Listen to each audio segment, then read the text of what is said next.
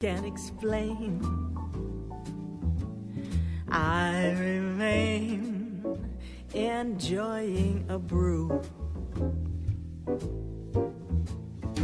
Don't deplore my fondness for Fundador.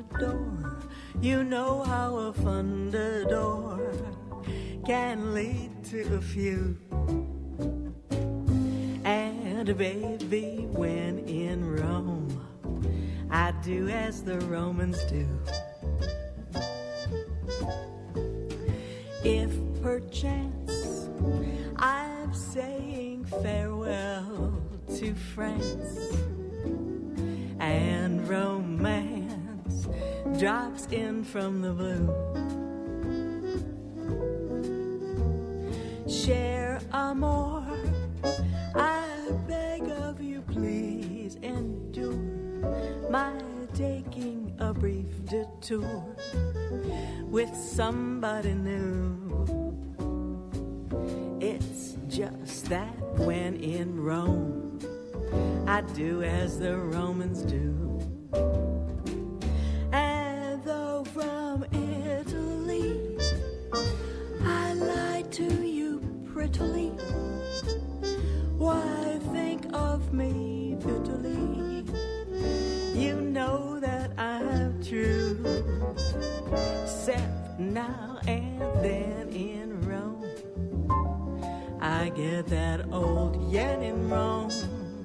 And naturally, when in Rome, I do as the Romans do.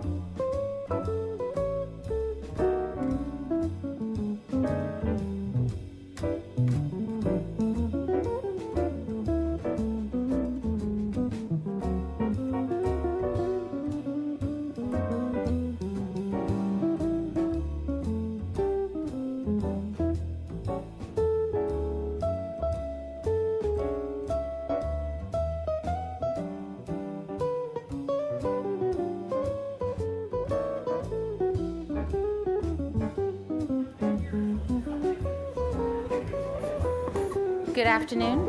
I'd like to call the City Council meeting of September 12th, 2017 to order. Please join me in the Pledge of Allegiance. I pledge allegiance to the flag of the United States of America and to the republic for which it stands, one nation, under God, indivisible, with liberty and justice for all. Please call the roll. Councilmember Hotchkiss. Here. Councilmember White.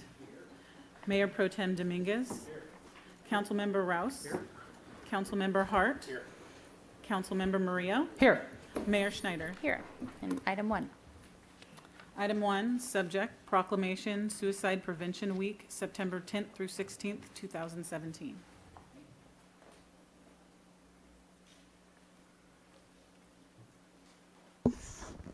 Come on up. Suicide is the 10th leading cause of death in the United States and the second leading cause of death in the age group of 25 to 34 years old. And according to the Centers for Disease Control, one person commits suicide every 11.89 minutes in the United States, with suicide being the only top 10 cause of death in the U.S. that has increased every year for the past decade. It's estimated that there are more than 1.1 million suicide attempts annually, and more than 90% of the people who die by suicide has a diagnosable and treatable mental illness. The American Association of Suicidology estimates that 4.73 million people in the United States are survivors of suicide loss. And the stigma associated with mental illness and suicidality works against suicide prevention and by discouraging persons at risk from seeking life-saving help and further traumatizes survivors of suicide. It's vital to individuals and families in Santa Barbara and across the country that suicide is recognized as a national, state, and local public health problem, that suicide prevention and awareness is made a national priority, and that strategies are developed and implemented to reduce the stigma tied to the use of mental health, substance abuse, and suicide prevention services.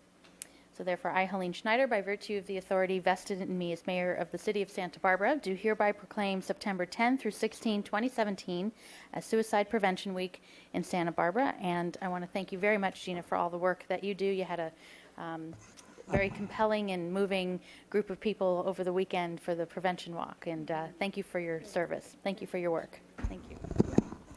I want to thank Mayor Schneider and everyone on City Council, because this council has been extremely supportive of mental health issues and suicide prevention in the many years that I've been here.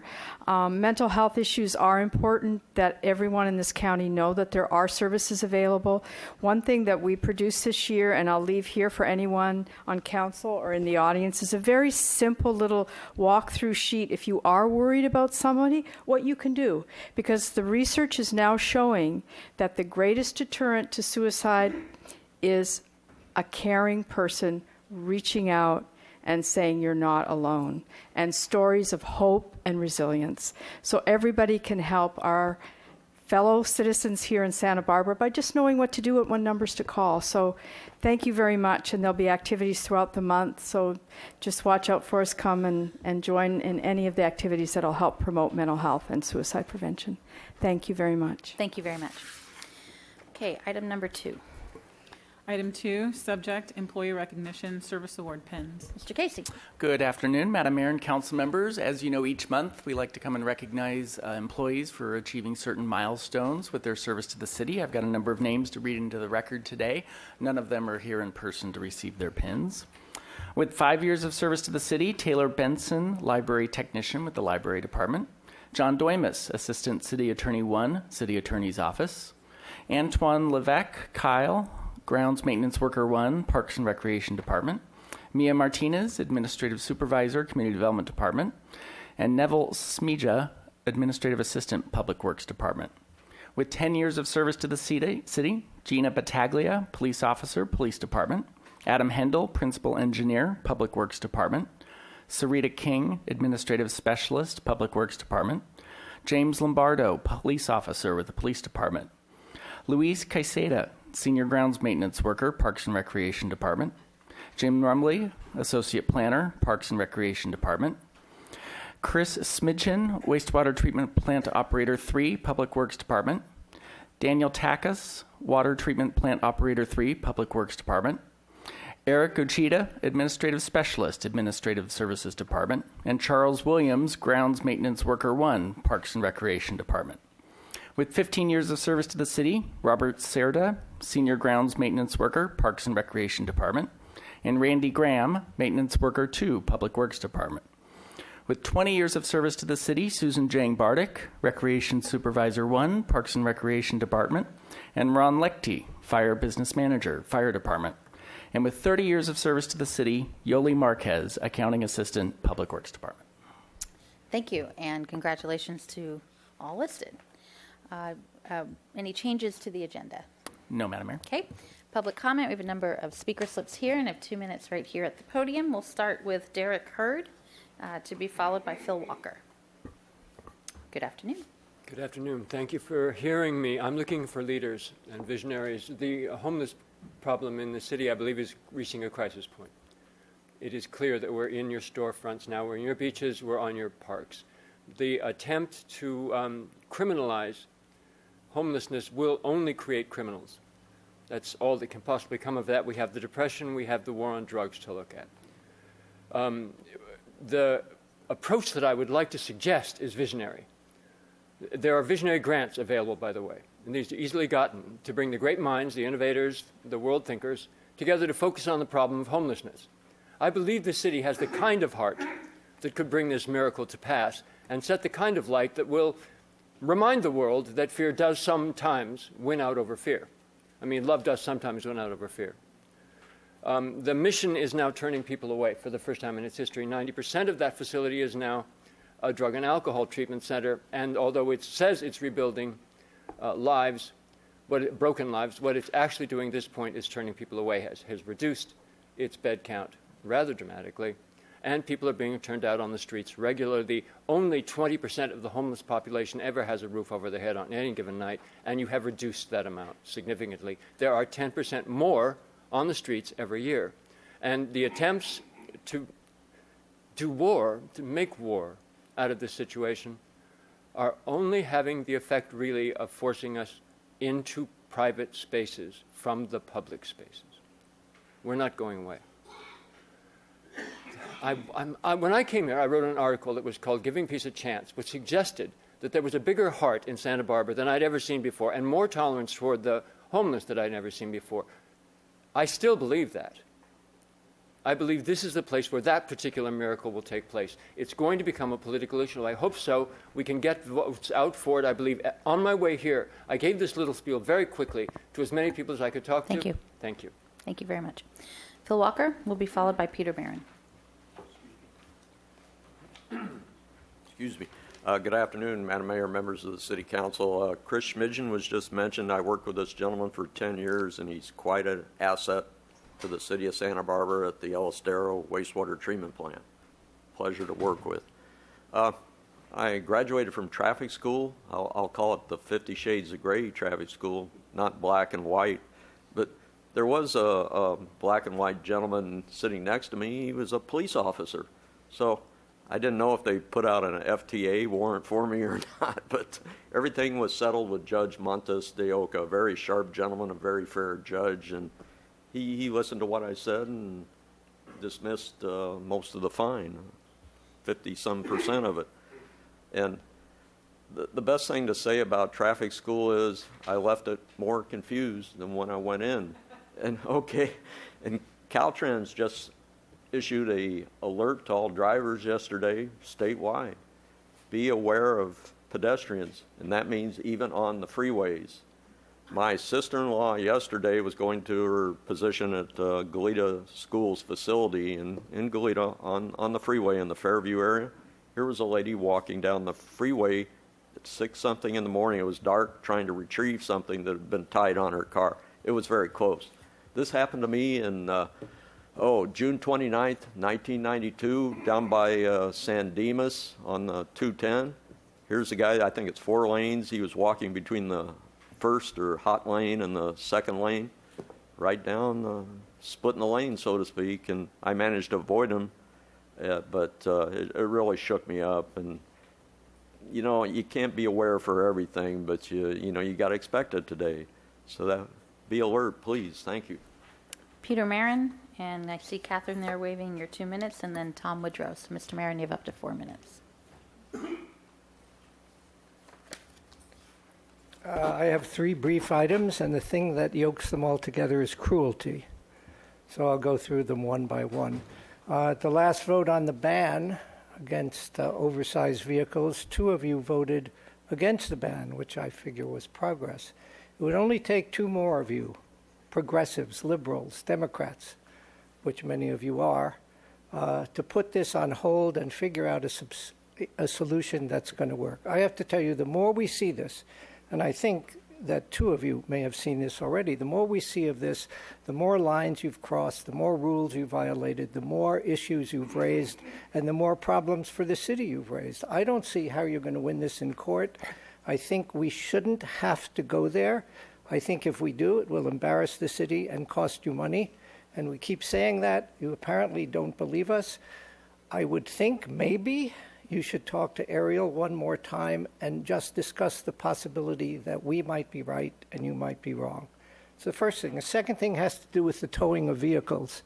It's our position now that when you tow vehicles for a violation of the 72-hour law, which is an abandoned vehicle law, and know somebody lives in that vehicle, and tow it without giving a warning when you put a paper clip on the tire or put a chalk mark on the tire, and then tow it rather than ticketing, you have crossed the line involving due process and the confiscation of property. I will tell you, only when the city of Fresno did this in relation to homeless belongings, not vehicles, but belongings, the cost to them was $2 million when they lost in court.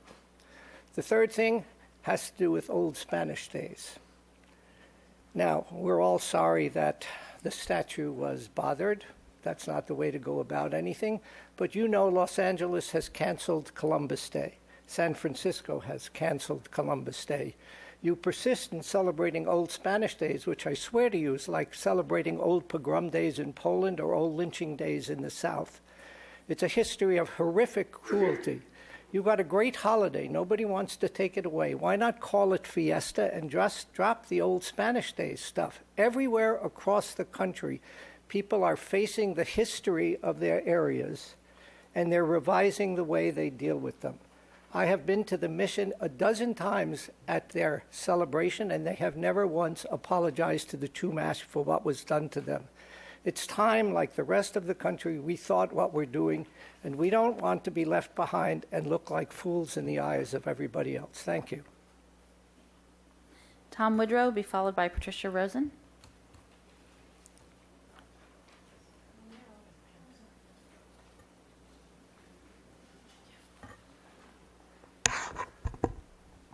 Thank you, Madam Mayor.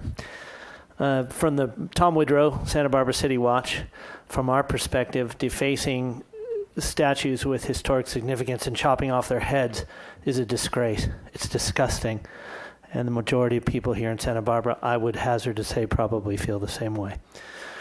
The other day I was listening to the radio, and a good song by the Beatles came on called Taxman. One of the verses goes, "If you drive a car, I'll tax the street. If you try to sit, I'll tax your seat. If you get too cold, I'll tax the heat. If you take a walk, I'll tax your feet." The Beatles were working class lads from Liverpool. They didn't have a lot of money, and they were shocked once they started making money that it all got taken away in taxes. What does this have to do with Santa Barbara? Well, the upcoming increase in sales tax, I think, and City Watch has said it before, it's a bad idea. And for a number of reasons. It's a regressive tax. It's regressive. People have to buy things, have to spend the money.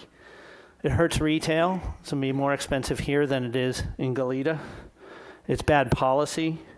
And it's also out of control. I know we've talked about an advisory group watching over future expenditure, and I think Councilmember Murillo commented on that was maybe or maybe the mayor did, that was a stopgap. But I think that's going to become politicized as time goes forward, because there can be legitimate competing interests for money over time. It doesn't mean the people in the future would be bad people. They might say, well, we need it for the desal plant, or we need it for something else. So I think we took the easy way out on this 50% plus one. It's not a good idea. I wish we'd go back to the drawing board and enumerate some things that need to be fixed and do a 2/3 majority. City Watch could certainly get behind that. And we know the roads need to be fixed. We're not opposed to that. So thank you. Patricia Rosen will be followed by Brian Rosen.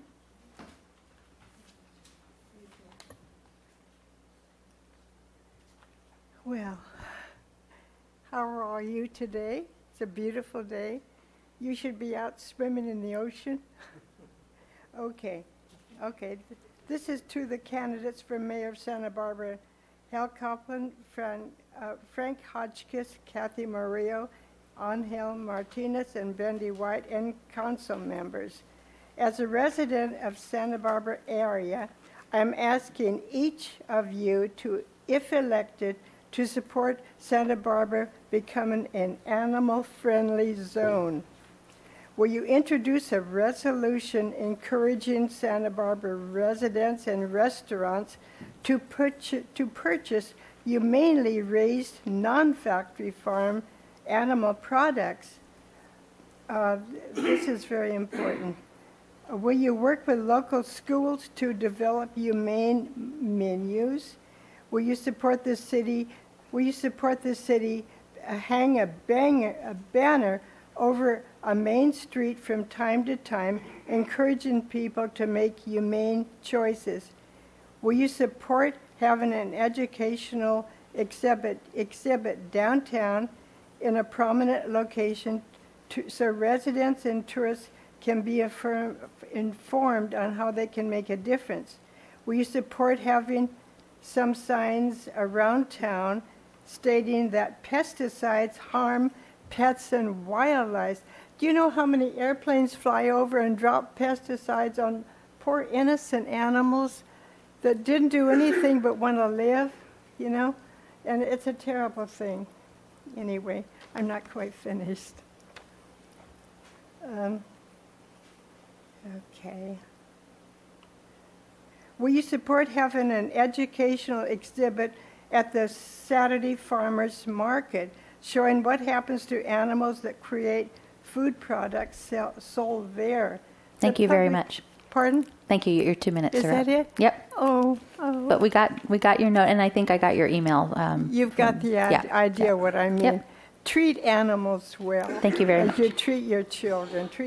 We all have dogs and cats. Great. Take care of them. Thank you. Brian Rosen and Pat Love, you're donating your 2 minutes. So, Mr. Rosen, you have up to 4 minutes. Go ahead. And then you'll be followed by Raquel Vela. Okay. We're going to start with a quote from Mahatma Gandhi. My mom always reads so beautifully. Mahatma Gandhi, from his autobiography, which I recommend reading, his exact words are, "To my mind, the life of a lamb is no less precious than that of a human being. I should be unwilling to take the life of a lamb for the sake of the human body." I hold that the more helpless a creature, the more entitled it is to protection by man from the cruelty of man. And he also says, "Service to the poor has been my heart's desire, and it has always thrown me amongst the poor and enabled me to identify with them." So this is how a society is judged and how it's treated. It treats its weakest members. Look out for the poor, please, and look out for animals. And we have these petitions that we've gathered to all of you and the candidates running for mayor to declare Santa Barbara Humane City, USA, to start working with restaurants to try to persuade them to have humane choices on their menus, and to have a banner from time to time over the highway encouraging humane choices. We've gotten a lot of signatures to the candidates for mayor. Haven't gotten a response yet. I hope to soon. Restaurants are afraid they're going to lose money. I understand that. But we start out by, it's a voluntary thing. A restaurant can try one item on its menu. Like, we might have a lot of clout with one of you who owns a restaurant, a historic restaurant, and we want to keep our history and our historic restaurants. But we might have some clout here, and we can start with one item on the menu, and you'll see, wow, people are willing to spend a little bit more for humaneness. And then you'll have another item and another item and another item. So we can lobby you. We have clout. You have clout. You can convince Mr. Rouse you have a lot of clout in this community. You could get this thing done for us practically. So we're trying to we started in Ojai. All the candidates for mayor signed the petition readily, and we've over 200 letters have gone to Ojai, and there's a lot of momentum there, a lot of support. There have been even Patricia Bragg wrote a letter, so it's like an unprecedented number of letters. Well, Santa Barbara needs to be humane too. We've got pesticides that are poisoning pets and wildlife. We've got signs that say that pesticides are flowing into don't dump in the drain, flows to ocean. Well, pesticides are decimating our wildlife and our pets and our children and the chemically sensitive, and we need some signs. So this is just the beginning. We have a lot of signatures. We'll give a copy with the clerk of the petition so you can see some of them. I'm going to play a quick little footage here so you can see exactly what's going on. Maybe some of you don't know. Let's see, right here. Okay, it's not going on. I'm pressing play. Okay, anyway, this is Mary Tyler Moore talking. Here, we'll make it short. Okay, why? I'm running out of time. This isn't fair if the equipment's not working. Used for commercial egg production are not allowed to scratch in the dirt or to see the sun.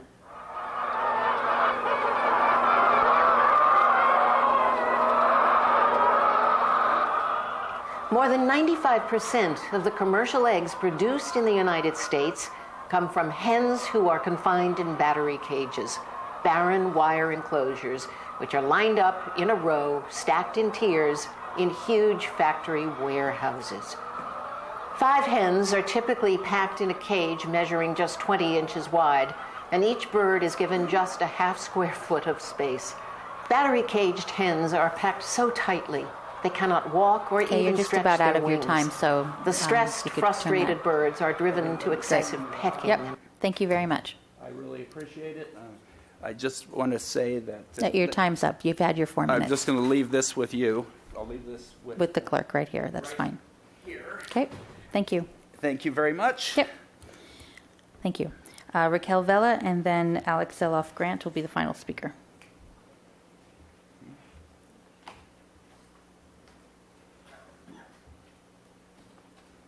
Hello, everybody. I come in because I needed help.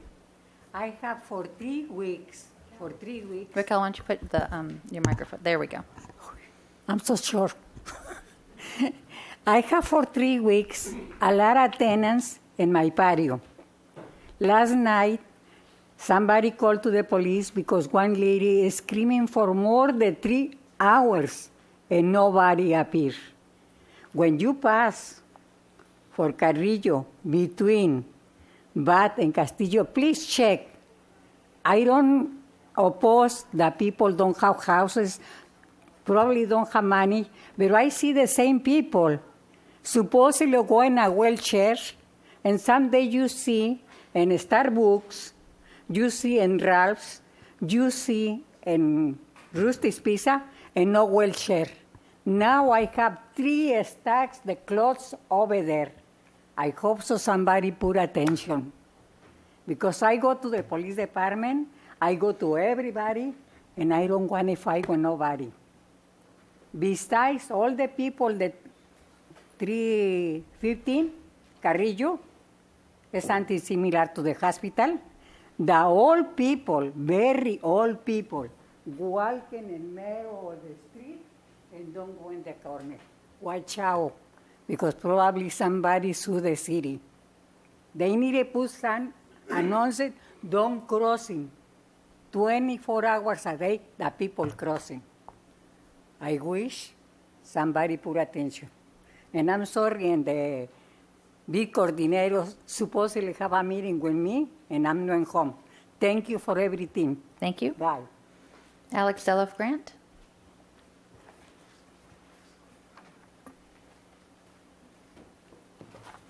Good afternoon. Good afternoon. Good afternoon, Madam Mayor, other council members. My name is Alex Zeloff Grant. I'm a council member Maria's intern, and it's probably going to be my last City Hall meeting. I just wanted to thank you all for being so kind to me here, and also, more importantly, your service. I know all you do have the community in your best interest, and I really want to thank you for your work, and especially Councilmember Maria. It's been an honor working with you, and just good luck on everything else. Okay, thank you guys. Thank you for your work. All right, that concludes public comment. On to the consent calendar. There's some items to read. Item 4, subject adoption of ordinance for the city administrator salary increase. Recommendation that council adopt by reading of title only an ordinance of the Council of the City of Santa Barbara amending ordinance number 5706, the salary plan for the city administrator for fiscal year 2016 and fiscal year 2017 to provide a 1.4% increase effective February 4th, 2017. Item 5, subject resolution of intent to amend the solid waste franchise agreement with Marburg Industries, Inc.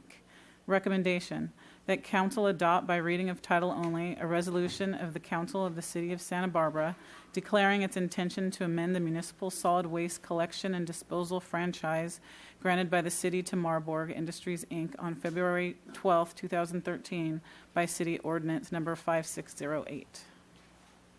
Thank you. Without further objection, we'll waive further reading. We have a whole bunch of items that we have speaker slips to pull. It's numbers 4, 5, 12, 14, 15, and 20. So we're just going to go in order. You read number 4. Mr. Woodrow, if you'd like to come on up. I think did you already read number 4? Yeah. This is the adoption of the ordinance for the salary increase. Mr. Woodrow. Thank you, Madam Mayor.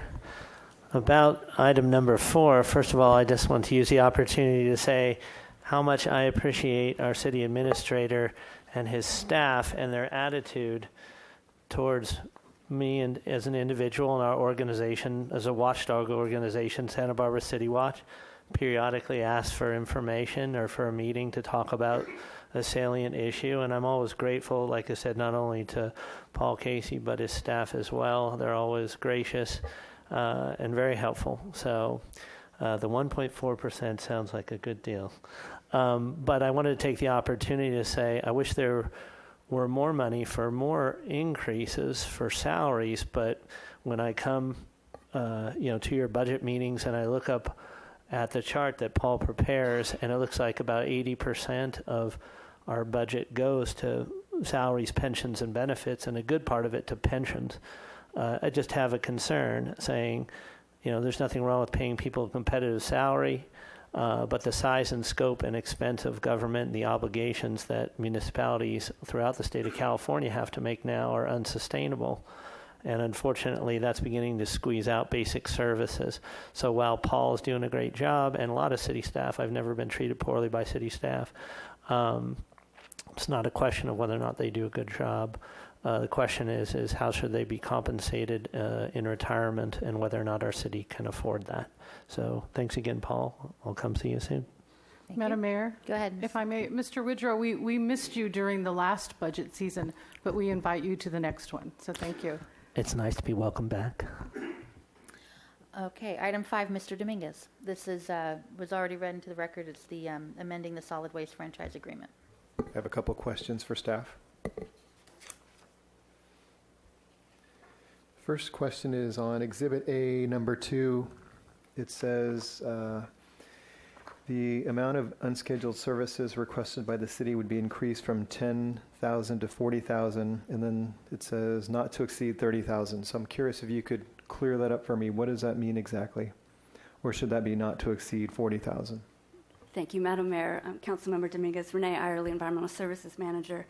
That section, as you recall, last fall when we were bringing forward the increase to the abandoned services in the city, working through the budget, we added in $30,000 that would be at the discretion of the finance director to be able to have targeted cleanups as needed. And so this is actually adding to a section where we currently had an annual amount of $10,000 to do general neighborhood cleanups, and this is the section where we're placing that additional $30,000. Right, I understood all that. So does he have $30,000 or $40,000 to play with? I would say that generally it is still the $30,000 because the $10,000 we tend to have annual services that are allocated to that the additional 10 grand. I mean the existing 10 grand. So these are separate pots of money? Yes, you can describe them as such. In that they're delineated in the contract for services. I don't understand. Well, in the contract itself, that we have a section in the contract that is for, which I referenced the 3.17M, which has this annual $10,000 for neighborhood cleanups, roll-offs, services that we use throughout the year. And that $10,000 is not at the discretion of the finance director? Well, yes, it is. But I guess what I'm saying is that those services tend to be fairly consistent year after year, and so it's part of what gets invoiced from Marburg. But we have conversations with them about what those services are. And then on page 2, it says, authorize the finance director to initiate targeted cleanups with a budgeted amount, within a budgeted amount of $30,000. So I'm still confused why there's a $30,000 amount and a $40,000 amount. It sounded like you were increasing it from 10 to 40, so increasing it by 30, but then these other two sentences make it seem like we're capped at 30. So does anyone know what's going on here? Yeah. Madam Mayor, Councilmember Dominguez, so the current franchise agreement with Marburg includes $10,000 allocated for neighborhood kind of cleanup projects or programs. That you direct? I don't know, that's staff directed. Okay. And in reality, that $30,000 also will be staff directed. It's just that in my discretion, it's going to have to be up to my approval, subject to my approval. But we're adding $30,000 discreetly for abandoned waste pickups going so that we can do targeted work in any part of the community where we see some, extreme issues of sofas, mattresses, and the like. Rather than sort of relying on a phone call from a customer, we can start targeting more work, maybe a day or two's worth of work. And of course, Mr. Arley will be the one who kind of recommends that, but to look to me for approval on that. The other stuff is just kind of part of the ongoing work that Marburg does for us. So the abandoned waste, that's what we used to call bulky item pickup? No, the bulky item pickup is what we have 2 per customer is able to schedule pickup of miscellaneous items, refrigerators, sofas, and those kind of things. Abandoned waste refers to things that are left by unknown individuals on the public right-of-way, whether it's the sidewalks or the streets, where we typically get phone calls and the Marburg will respond. But what we're trying to do is say that we want a little extra money so that we can do a little more work when we see a heightened activity in particular areas of the community. So none of this $30,000 or $40,000 goes to bulky item pickup? That's correct. That's covered under the $2,000 to $2,500 per year abandoned waste? That is correct. So that abandoned waste in the second bullet point is bulky item pickup? No, so I'm sorry, hopefully I didn't confuse you. So bulky item pickup is, so ignore that, that's not part of this additional. That hasn't been changed at all? Not at all. We already Okay. currently have a bulky item program in the franchise agreement. This deals strictly with abandoned waste and then taking phone calls for those kind of. So the only difference between bulky item pickup and abandoned waste is someone actually placed a call and said, Yes. I put the mattress out there. One is scheduled and tracked by customer, the other is unknown and occurs whenever. Okay. So it might be a possibility to change the name from abandoned waste to illegal dumping, because essentially that's what it is. And we want our residents to follow the rules and procedures and not do things outside of the law. So if we call it something more accurate that denotes quickly that this is an illegal dumping act and you can actually be prosecuted under our law, that might help characterize these distinctions, because it seems like we have a real problem, particularly in District 1, District 3, a little bit in District 6. We've had ongoing complaints for years. It's come up at our annual priority setting of council. And you mentioned we do 2 bulky item pickups at an apartment building. Has that changed? Councilmember Dominguez, that has not changed. Okay, that's the real crux of my concern today is we have apartments with 100 units and we're only going to pick up twice bulky items at these apartment buildings? Currently, yes, but part of what we're doing with this enhanced program is increasing our outreach and work with the apartment buildings to get better coordination and participation. But it is one of those things that we are evaluating. And keep in mind that the volume you see on the multi-unit is a lot more than you see in a single-family residential account. So even though there's 2 per year, the volume could be 5, 10, 15 times greater. So I think there's equivalency there, at least in my opinion. Well, I'm not worried about the equivalency in volume as much as do the residents of those apartment buildings have the opportunity to call, because I don't think the residents can even call, can they? It has to be the property manager or landlord? That's correct. And how's that working for us? It's failing. We need to recognize the situation on the ground and deal with it. This is great. I'm really happy for these small changes, but we've been pushing for a larger change. And I know there's a technological issue with identifying how many units are in each apartment building, but for years now we've understood we're only giving 2 pickups to these very large apartment buildings. And so it seems like it's pretty simple math. We know on average renters in Santa Barbara stay in their building for 5 or 6 years. If you've got 100 units, that means there's 20 people moving in and out any given year. And they're not all moving out in January and September or whenever that property manager has deemed it's convenient for them to schedule a bulky item pickup.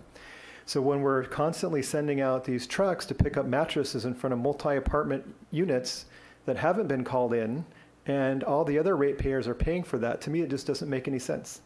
So I would say that if you could bring back a solution to that problem, that's going to bring us a lot more gains and save ratepayers a lot more money than this would. So that's my questions and my comments. Thank you. You're welcome. We don't need to vote on that separately, I don't think. So item number 12, if you could read the subject for item 12. Item 12, contract for construction of El Estero Drain Wetland Restoration Project. Thank you. Mr. Walker?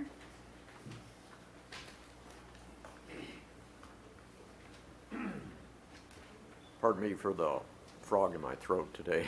Not a western pond turtle. Okay, I worked at Ellis Darrow from December 1981 to December this past year, 2017. And I can remember back when that area was the homeless jungle. And I also remember, and I think it was February, or March 1983, when the ocean was breaking right into there. That's the time some of you here at City Council, I'm sure, remember it, when the yacht club was undermined and we lost the bike paths. So, you know, anything you can do for the better and with that wetlands is a plus, and I'm sure it'll be done well. But the other thing I'd like to say is that also can be utilized for near coastal water injection as a little bit of a buffer to the lower groundwater wells. So it's something to think about too. Thank you very much. Thank you. Okay, item 14, if you could read that. Item 14, subject donation of a portable force option simulator from the Santa Barbara Police Foundation. Great. Greg Hans, come on up. We love pulling items from the Police Foundation because we know good news follows. So thank you in advance. Thank you. Madam Mayor, Council, I'm joined here obviously by Chief Luno, Pam Jeremiah, who's the president of the foundation at this point, and Detective April DeBlau, who took Mike McGrew's spot. I don't know if you guys saw the email, but you know Mike retired. He has now been hired as the executive director for the Police Foundation, and April has taken his spot as the sworn member on the executive board. Today we are here. I believe this is actually the first official request that Chief Luno made after kind of coming in and looking at what she felt like she needed and looking at her desire for some heavy community outreach. She came to the foundation and asked that we fund a portable force option simulator. And if you're not familiar with what a force option simulator is, it is a machine that uses basically shoot, don't shoot, or force, no force options through a video, a laptop. Our portable one uses a laptop setup, but what it does is it helps train the officers on how to interact with the public, when to use force, when not to, and then allows the operators to critique them and give them suggestions on how they could possibly do it better. By getting a portable system, the chief envisioned that we would take this system out into the public, go to public meetings, to council meetings, to any possible location where the citizenry would benefit from getting to run through these scenarios and see what a tough job it is that your officers are doing out there and the good decisions that they're making to decide, you know, how to engage with people, when to use force, what level. And so at that request, we have purchased approximately in total about a $45,000 system, fully portable. It can be moved and set up in approximately half an hour. So that is what we would like to donate to the city and to the police department today. It's fantastic. Thank you so much. Anyone else would like to? Megan. Chief, did you want to talk about it at all? I do want to say that the foundation has come through time and time again. Their biggest motivation for what they do is our officers, and this device helps us from a liability standpoint for the city, for the officers, and is a huge component as far as I'm concerned for officer safety and public safety. So I want to thank them formally for what they do for us. Great. And thank you all. You have a big event coming up, I believe. We do Sunday, October 1st, for anybody that can be there. Hopefully you guys have all gotten the Save the Date card. Same location, Nesbitt Estate in Summerlin, and we hope to see you all there. Great. Thank you. Thank you very much. And then item 15. You could read Item 15, subject increase in construction change order authority related to winter storm damage for the Charles E. Meyer desalination plant. Thank you, Mr. Walker. Good afternoon. Once again, Madam Mayor, members of the City Council. Unfortunately or fortunately, water is expensive and you got to do your P&M. And I've talked several times with Kiewit, not Kiewit, staff out there, and I got a little bit of take. They said the lack of as-built, of construction drawings certified by a PE has been one of their major hindrances. So it's good to do your homework when you do it originally and get the proper documentation on your engineering drawings. Thank you. Thank you. All right, and then the speaker for item 20 withdrew her speaker slip. So any questions, or is there a motion for the consent calendar? Sorry. Moved by White, second by Dominguez. All in favor? Aye. Great, that's unanimous. Fantastic. Report from the Finance Committee, Mr. Hart. Yes, Madam Mayor, the Finance Committee met today and reviewed the statement of the investment policy and included language regarding, or including recommendation to council about language including socially responsible investments. Also applied that same language to the review of the banking services request for proposal. That RFP for banking services will be going out in the near future, and then we'll come back to the council ultimately for a decision. Great. Okay, and then we'll move on to item number 27. Item 27, subject floodplain management ordinance update. Fantastic. Mr. Stuffler, whenever you're ready. Thank you, Madam Mayor. I'm Andrew Stuffler. I'm the building official and floodplain manager for the city of Santa Barbara. And with me today is from our city attorney's office is Scott Vincent and Curtis Harrison to my right here as also a certified floodplain manager. And Hassan Kasri is a hydrologist and floodplain manager consultant who helped us put together the ordinance and made sure it complied with all the state and federal requirements. So today we bring to City Council a final draft of the floodplain management ordinance that went to the Ordinance Committee earlier this month. In this draft, before I get started with the PowerPoint, in this draft we limited the draft to just the mandatory requirements that FEMA and the Department of Water Resources at the state require. But we also included, at the direction of the Ordinance Committee, options for council to consider. So we're going to ask you at the end of this report for some feedback on those options to see if we want to include those or not. I'd like to start off initially with just kind of separating stormwater management from floodplain management, because they get confused, and it's practically speaking, from a person on the street, it's hard to tell them apart. Stormwater management in general are conveyance systems for up to maybe a 25-year rain event. They're the curbs, the gutters, the storm drains. They overlap with our floodplain management because our creeks become conveyance systems for floodwaters. But when we reach a 100-year rain event or higher, the stormwater system has been inundated and it's useless. So we're talking about events where opening a gate or clearing a clean out at a corner or something is not going to change the outcome. The city is inundated with water, and it just cannot leave as fast as it's coming in from the upper areas. So this program that we're talking about in floodplain management is how do we try to help the community establish resiliency during those events. And we've had the unfortunate opportunity over the last several weeks to see this play out in other parts of the nation, right? So Houston area and Florida, inundated with water. The storm water system is not going to help them. It's completely backed up. What do you do in your community to try to help improve your resiliency when those events happen? And we have a history of those happening here, maybe not to that extent, but we do have a history. So this is a map of the city, and the blue kind of turquoise, or not turquoise, the kind of greenish color around downtown Santa Barbara, and the purple are the 100-year flood zones, they're called. They're actually called special flood hazard areas because FEMA has a name for everything, but we commonly refer to them as flood zones.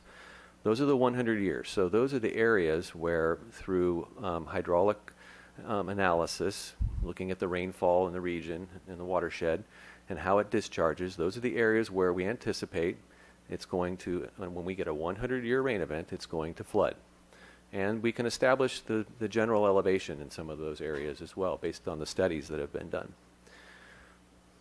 So what we're going to talk about today are the development regulations for parcels that are in those areas.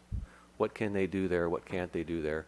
What must they do, and what are the opportunities to build resiliency in those areas? So why do we even have a floodplain management ordinance? Well, we participate in a national flood insurance program, and we have since the 1970s, as do a lot of communities in the state of California and the nation. It's an interesting web that's evolved. If you have a mortgage on a property and that mortgage is could be sold to the federal government, then the federal government's going to require that if you're in one of those 100-year flood zones, you have to have flood insurance. And the National Flood Insurance Program is the least expensive flood insurance available because it's subsidized by the federal government. It's subsidized because participation in that program requires us to adopt an ordinance that limits or puts constraints, special construction requirements on development within the floodway to try to mitigate the losses so they pay less in claims. Here in the city, we have about 3,000 parcels, a little over 3,000 parcels, 3,300 I think or something, that are in those 100-year flood zones. And if we take certain actions, we can positively reduce the flood insurance premiums for people who have to pay for flood insurance as a consequence of their mortgage and their property being in a 100-year flood zone. So the kind of fundamental elements that the federal and state government look for us to include in our floodplain management ordinance are obviously a commitment to enforce the regulations. And then we specifically identify special studies and maps that we're going to use so everybody knows which maps are the maps we use to determine if you're in a 100-year flood zone. We establish an administrator. In this case, it's the chief building official, so it's me. And we also establish a process for issuing permits and reviewing development before it occurs. We also have to have an enforcement part of that. It's not on the bulleted list here, but that is an element of the program. And we have to have a means for people to appeal the decisions of my office if they don't think that they're fair, they don't agree with them, or seek a variance for a special situation. During our floodplain management ordinance update, we did quite a bit of outreach. We had 2 meetings with internal city stakeholders because we do have quite a few parcels. I think 135 city parcels are in a 100-year flood zone, and some of them are very significant, as you saw on the map. The airport is one of those, the waterfront. We had 2 meetings with private sector civil engineers. That was really helpful to kind of hear what they're hearing from their clients and what are the typical issues that they see pop up in other communities relative to floodplain management ordinances. We had FEMA and Department of Water Resources review our drafts several times to make sure that we were on the right track and we wouldn't bring something to council that they wouldn't approve. We had a pretty well-attended public workshop at the Cabrillo Pavilion. We were there for a couple hours in the evening one night in June 29th. Thank you, Hassan. Answered a lot of questions. That was a real productive workshop. And then we've utilized our land development team bulletins that we send out via email to help. But I think there's over 400 people on those lists, so they get the word out to them on our drafts and where we're headed. So why do we have to update our floodplain management ordinance? Well, FEMA audited us. They do that every 3 to 5 years. That's part of making sure that they're not going to pay out more claims. When you participate in the program, they come and check and make sure that we're doing what we said we would do. We did fairly well. We had a few things we had to clean up on, but we did well. One of the things they found was our ordinance was pretty old. It was from the 1980s, and the language had changed in the Federal Register, and the state had different policies, so they gave us a draft of a state standard ordinance, and we worked from that. Hassan was key in helping us combine our current ordinance with that ordinance. So was Scott Vincent in looking that over and helping to identify the changes that were made. As floodplain managers, we also looked at this as an opportunity to improve resiliency, because this is an opportunity to take a look at what are our liabilities in the city from a flood standpoint. How could we help people avoid or minimize the loss on their property, and how can we help people who are our labor force stay in a position where they can continue to work after a flood event and not be homeless? How can we avoid putting a burden on our shelter services by having fewer people homeless and seeking shelter? So we brought those options to the Ordinance Committee, and the Ordinance Committee gave us some good direction to let's stick with bring to council the basic fundamental ordinance that the FEMA and Department of Water Resources would like us to have or mandates us to have, and then bring these other options to City Council for discussion and direction, and we did. Those are attachments 7, 8, and 9 in your report today. And these are the three options. So attachment 7 talks about flood-resistant construction, and our input that we received from our stakeholders were the initial cost was a concern. They wanted to know, and Ordinance Committee kind of echoed that. They wanted to know what the initial costs were and how does that pay, what's the payback on that. So I'll provide some information on that here in a minute. Freeboard, it was interesting. The local civil engineers at first sort of said, well, freeboard is, that could make buildings taller and could cause all sorts of problems. And then we started talking about it with them, and then they actually said, well, other communities around here have 2 feet of freeboard required, and you're only looking for a foot. It's not impossible. People are doing it. So I included as an attachment to this report those communities in our region who do have a freeboard requirement, what that requirement is. It was interesting. In our second meeting with the civil engineers, we felt that there was a general support for freeboard, which was kind of an interesting turn, but that's just our take on that. So hopefully there are some here who can provide input. The parcel owners that we met with when we had the public meeting at the Cabrillo Arts Pavilion, they were concerned with any initial cost increase, and I don't blame them. We all are concerned about the costs that government puts on us as homeowners. So we understand that. We tried to explain the benefits, but they were concerned with the initial costs. The flood vent locations is really fairly benign. It doesn't have an initial cost to it. It's really just us being more clear than FEMA is about where's the best place to put your flood venting in your crawl space so that you don't have a lot of mud in your crawl space after the flooding's gone, or you don't have damage to your building. So I'm going to like to take a minute to look at these 3 options that are before you and kind of give you some more information that the Ordinance Committee asked for. Flood-resistant construction below the base flood elevation. These are construction materials that can take water inundation, and then the water can leave the building, and you're just in cleanup mode. You're not in demolition mode. You don't have to remove drywall or wet drywall and electrical systems that are trashed and full of water, and you have to just completely remove. So I talked to a local contractor here in town, exchanged email with them, a very reputable local contractor, and they gave us some estimates of cost per square foot. So, for example, if you were to have a basement or a cellar that you wanted to finish, which typically would be below the base flood elevation if you're in a 100-year flood zone, and you wanted to install drywall and electrical in that 500 square foot basement, it's about $3,000. If you use flood-resistant materials, it adds $4,300. So that's more than the cost of just putting in the drywall and electrical itself.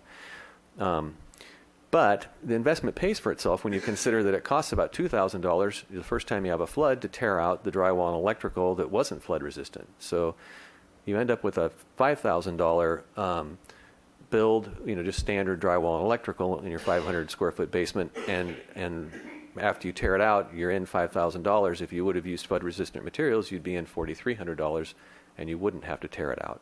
You just dry it out, put it back into service. So very close on the initial on the return after the first flood event. But that's flood resistant construction, and that's one example of how that might play out.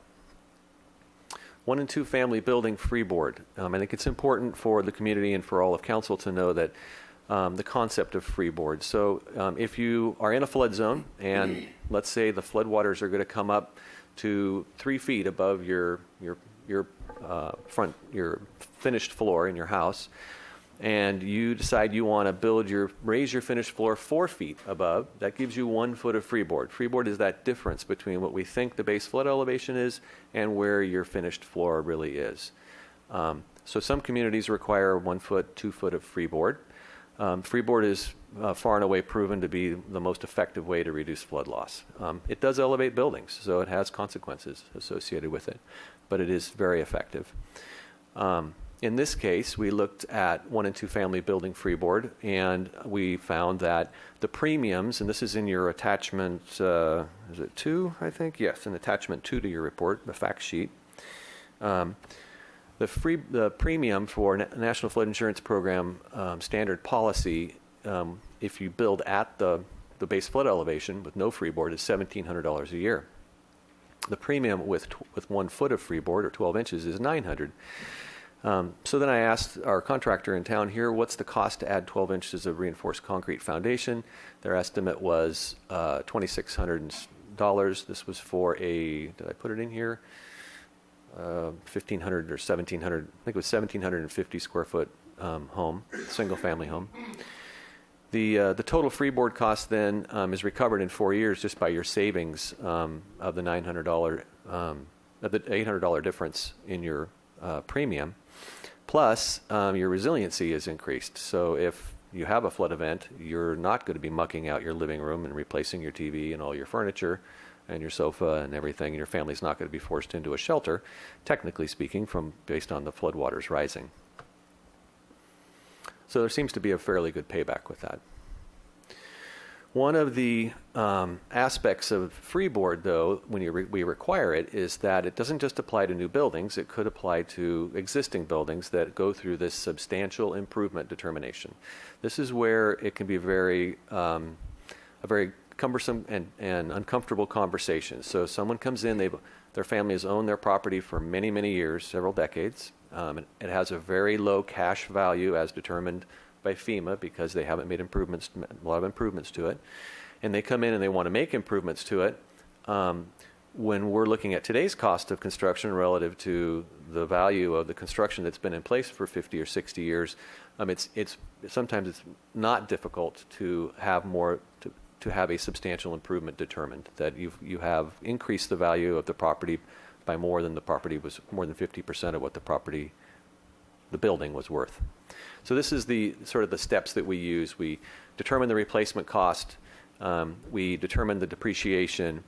We then figure out what's called the actual cash value by subtracting the depreciation from the replacement cost. That further lowers that number. We determine the cost of the building improvements that have been made for the prior 2 years, and we divide the building improvement cost by the actual cash value. And if you're at 50% or more, you're a substantial improvement. So this is the options before council are, we could say that if you want to have freeboard, we only have it for new buildings and we don't have it for existing. Then this goes away. We don't have to deal with this. We could say we want it for new and existing, and substantial improvement is part of that. Or we could say we don't want to deal with freeboard on 1 and 2 family dwellings, and that's that's an option as well.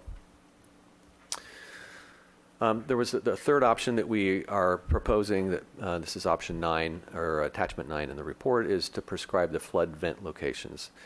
Flood venting is similar to a crawl space vent, right? It's the vents you put under your house to let water convey, the flood waters convey under the home, under the structure. If you do it right, you don't have any water loads on the foundation. You don't end up with any structural damage, and the water flows through, taking the sediment with it and not settling out and having a whole lot of mud left in your crawl space when you're done that somebody has to go in and pay to have removed. So there are no additional costs to construction for the flood venting locations for us to prescribe those, and it helps people understand what they need to do. Seems pretty reasonable. There's a FEMA guidance document that provides this information, but it is not law. It is not local ordinance or rule. It's just a guidance document. So some people choose to do that, some people don't. And that's what the flood vent locations option is about. Again, I talked about the ordinance committee. We met with them. And we have followed their direction today in bringing you an ordinance that has just the requirements that FEMA and Department of Water Resources mandates, and the option to look at those and consider and give staff direction on the other 3 elements of the ordinance that we could add. So these are those areas that are policy decisions that we'd like direction on. And I think that's the last slide. This is the recommendation from the staff report. Thank you. Do we have any speaker slips? No. So no speaker slips. Our clerk needs to read item C. So why don't we just do that right now first? To introduce and subsequently adopt by reading of title only an ordinance of the Council of the City of Santa Barbara amending Chapter 22.24 of the Santa Barbara Municipal Code regarding floodplain management regulations and adopting by reference the American Society of Civil Engineers Standard ASCE 24. Thank you. Okay, so there's no public comment. It's to the council. Mr. Rouse. Thank you, Madam Mayor. Question for staff. Mr. Stuffer, when we talked on slide, I think it was 10, the cost benefits of optional regulations, and you were talking about cost to add 12 inches of reinforced concrete foundation at $2,600. Is that to an existing household? Yes, that is. And you could lift the house, add that foundation, and reestablish it for $2,600? That is the cost of the reinforced concrete foundation. That But not the whole not the whole project. I did not get I did not get an estimate on the house lift. Okay, because I got to meet that contractor right away. Yeah. Okay. And then in terms of height determinations, I know that in ordinance committee we talked about historical neighborhoods. You know, I was thinking about the Brinkerhoff, for example, or in other districts where height limitations exist, and then we have a house that's already at multiple stories. So we go to a freeboard requirement that's triggered by the threshold. Does that exempt them from the height requirement if they exceed that, or is that something we would have to deal with in a new ordinance? We're all looking at Mr. Vincent. I'm looking over at Scott here. Hopefully he has the answer to that. Madam Mayor, members of council, this ordinance does not provide for an exemption for that. Raising a building to meet a freeboard limitation would implicate the building height limit in the zone. All right, very good. I think I'm just going to hold off for comment. Does the ordinance before us today represent the vote from the ordinance committee then? Yes, it does, Okay. Madam Mayor. Okay. Mr. Hotchkiss and then Ms. Murillo. So let's just review this. All these cost measures could be made optional, correct? Except the one basic first one for FEMA mandated. Madam Mayor, Councilmember Hotchkiss, yes. And if we don't make them optional, if we make them compulsory, they're going to cost people a lot of money, right? Madam Mayor and Councilmember Hotchkiss, it will cost money. The amount, whether it's a lot or not, I would say it's very reasonable considered the cost of trying to repair your home after it's been flooded. So what we're talking about repairing after it's been flooded, nothing right now. If we don't have a flood, it's not going to affect anybody. It will cost money, yes, more than right now, more than zero right now. Oh, no, I'm saying if we have no flood, why would this cost anybody money? You're saying that these are for repairs, right? These are, what I'm saying is if someone does an alteration to their home that you're going to require this then? Triggers a substantial improvement or the new structure, they would have to comply with this. Right. This, again, could all be made optional. That's correct. Ms. Murillo? Thank you, Madam Mayor. Councilmember Hotchkiss and Rouse and I were on the ordinance committee, so we looked at this. So I did want to clarify that as well, that what would trigger this requirement is if someone were doing major work to the structure. That's correct. So they're already spending some money, making some changes, like what would trigger it, Mr. Stuffler, a roof repair or what's considered major? Madam Mayor, Councilmember Murillo, let me try to give some examples. So, thank you. If you have a home, then the value of the structure is $400,000 for the structure. They would have to do $200,000 worth of repair before they would reach the 50% point and then have to raise the building. If it were a $150,000 value on the construction, they would have to do $75,000 worth of construction. So it's always half of the depreciated value of the structure that's in place. Okay, so they're already working to make an investment in their property. So, Mr. Stuffler, were you here when we had the big rains of, was it 95 and 98? And I remember that, what I call the flatlands of Santa Barbara, so Haley Street, Coda, where it flattens out and we have trouble draining. There was standing water there. We see these dramatic images now in Cuba where it's waist high. I know we're not talking about that, but with climate change, we might see something that's dramatic like that in the future. Well, if we look at our, Madam Mayor, Councilmember Murillo, if we look at our flood maps, we see those areas that are prone to shallow flooding, low velocity shallow flooding, 1 to 3 feet high. And we can anticipate that at some point that's going to happen again. I was here 96 to 2002, and so I was here for some of those events to see that. We've also seen flooding that occurs and is covered by the National Flood Insurance Program for rain events that are much less than a 100-year rain event. There are those rain events where a creek gets obstructed, where something doesn't go right with the water conveyance on stormwater. It gets compromised. So those events also help us avoid damages and loss when we have resiliency requirements like freeboard or flood-resistant construction. Okay, because I know that the discussion that we had at Ordinance Committee was not wanting to burden a property owner in case it's, there's not an emergency. And so, but I thought some of the options would have been good, for the general good. And so for the freeboarding one, to me, seemed like one that we could embrace. I read somewhere that the venting one doesn't add a whole lot of construction cost. Is that correct? Madam Mayor, Councilmember Murillo, yes, the flood venting locations has no additional cost associated with it. Okay.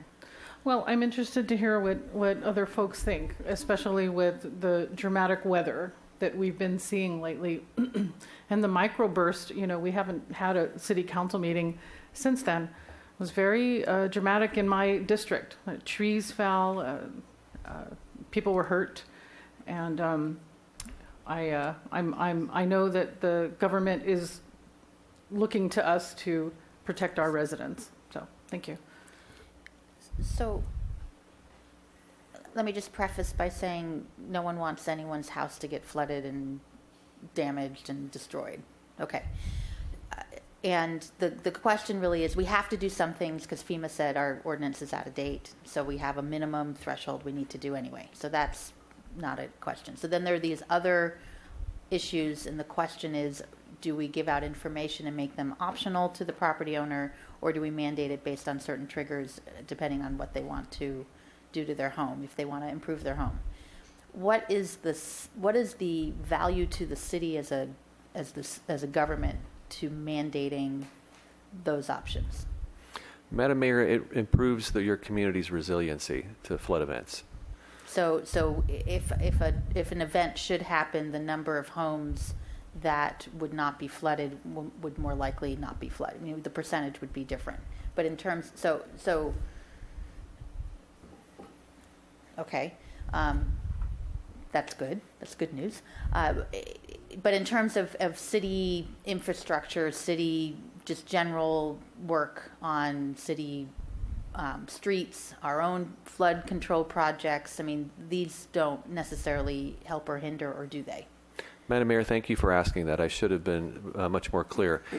The State Building Standards Commission, when they adopted the 2016 State Building Standards, required 1 to 2 feet of freeboard for all non-residential construction. So for all buildings that are not 1 or 2 family buildings, have to have freeboard now. That's a requirement the state put into effect through their adoption of the building code. So that's why this conversation is limited solely to 1 and 2 family buildings. Do we want to apply that to 1 and 2 family buildings as some other communities do, or do we not want to apply it as some other communities have declined? And it's a long-term resiliency benefit, but it comes at a cost. And those two things have to be weighed. As floodplain managers, we want to bring to council the options that you have and try and explain to you what those short and long-term benefits are. But we also recognize there are costs associated with this. So while we advocate to a certain extent for mitigation measures, we also realize that's you have decisions you have to make that are beyond what we advocate for as floodplain managers. Okay. Mr. White? Thank you, Madam Mayor. So the flood vent component, that is an option that this council has to say yay or nay on? Madam Mayor, Councilmember White, yes, it is. Okay. And then also, I can tell you that just looking at for example, the item 3, the cost to add 12 inches of reinforced concrete foundation to move a building up 12 inches, all concerned would know that to do that is going to be probably a 6-figure operation by the time you do wiring, plumbing, It's going to be a significant. If one were just saying, I'm going to raise my house a foot, that's going to be a significant cost. It's not going to be $2,600. It's going to be $26,000 or 100. Yeah, it's going to be a much bigger number. So that's where I kind of lose traction on that. Going, what are the numbers here? What is it really going to mean to someone? So I struggle with, okay, what are the implications of what are being required here? So that's one area. And another area that at least I've heard some about that I have to confess I don't understand is the depreciated value of a structure. You could have, as I understand it, you can have a structure that is, if it's old, it's been depreciated a lot. So it's not worth very much. Although in the world that we live in, it is worth a lot. So that's a struggle area that, again, anybody who's trying to do development and all that, you can get stuck in that place of, this building is only a $50,000 building, even though it's a $500,000 building in terms of worth, because it just happens to be old, but it could be substantial. So that's an area where, again, I struggle about mandating when, just because it's a really old building, and so by the numbers, or it ends up being not worth very much, when in fact there's some very old buildings very nearby here that we know are, they're worth an awful lot of money that might be depreciated out just because they happen to be 80 or 90 years old. So those are areas where I sort of start heading back in the direction of leaving things as options for owners rather than mandates. So that's at least where I'm drifting at this point, trying to find although if the mud, the vents are pieces that are relatively inexpensive add-ons, yes, those are pieces that I go. Those are affordable components of an adaptation to increase resiliency. So my antennae are up. I'm listening and trying to find for the lowest cost elements that will have good cost-benefit ratios. Mr. Hart?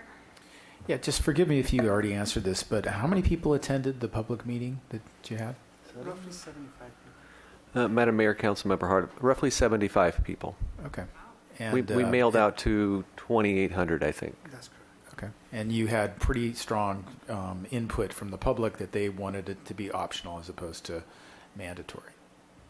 Madam Mayor, Councilmember Hart, in essence, yes, they didn't specifically say that, but their comments and concerns were about initial cost. Okay. Thank you. Mr. Hotchkiss? Thank you, Madam Mayor. Well, I'm not surprised.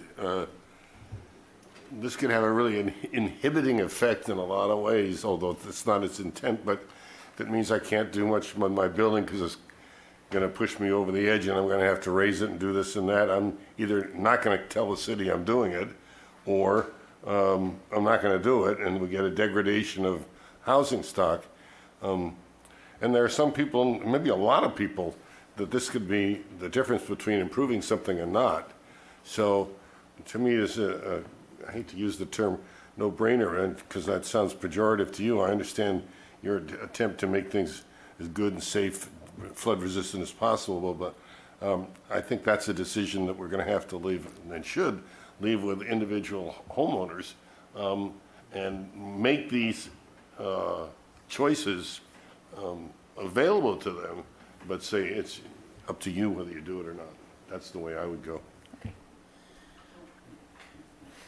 Go ahead, Mr. Thank you. Because there's the element of new construction, for example, which of course we don't have. I mean, you can have tear downs and then rebuilds, and that's an area where then new all ordinances apply, and one would need to follow those in terms of building. So the area where it's that between zone, of which of course we have a lot of, where people are redoing stuff, and that's what we're struggling with here. Would that be a fair characterization?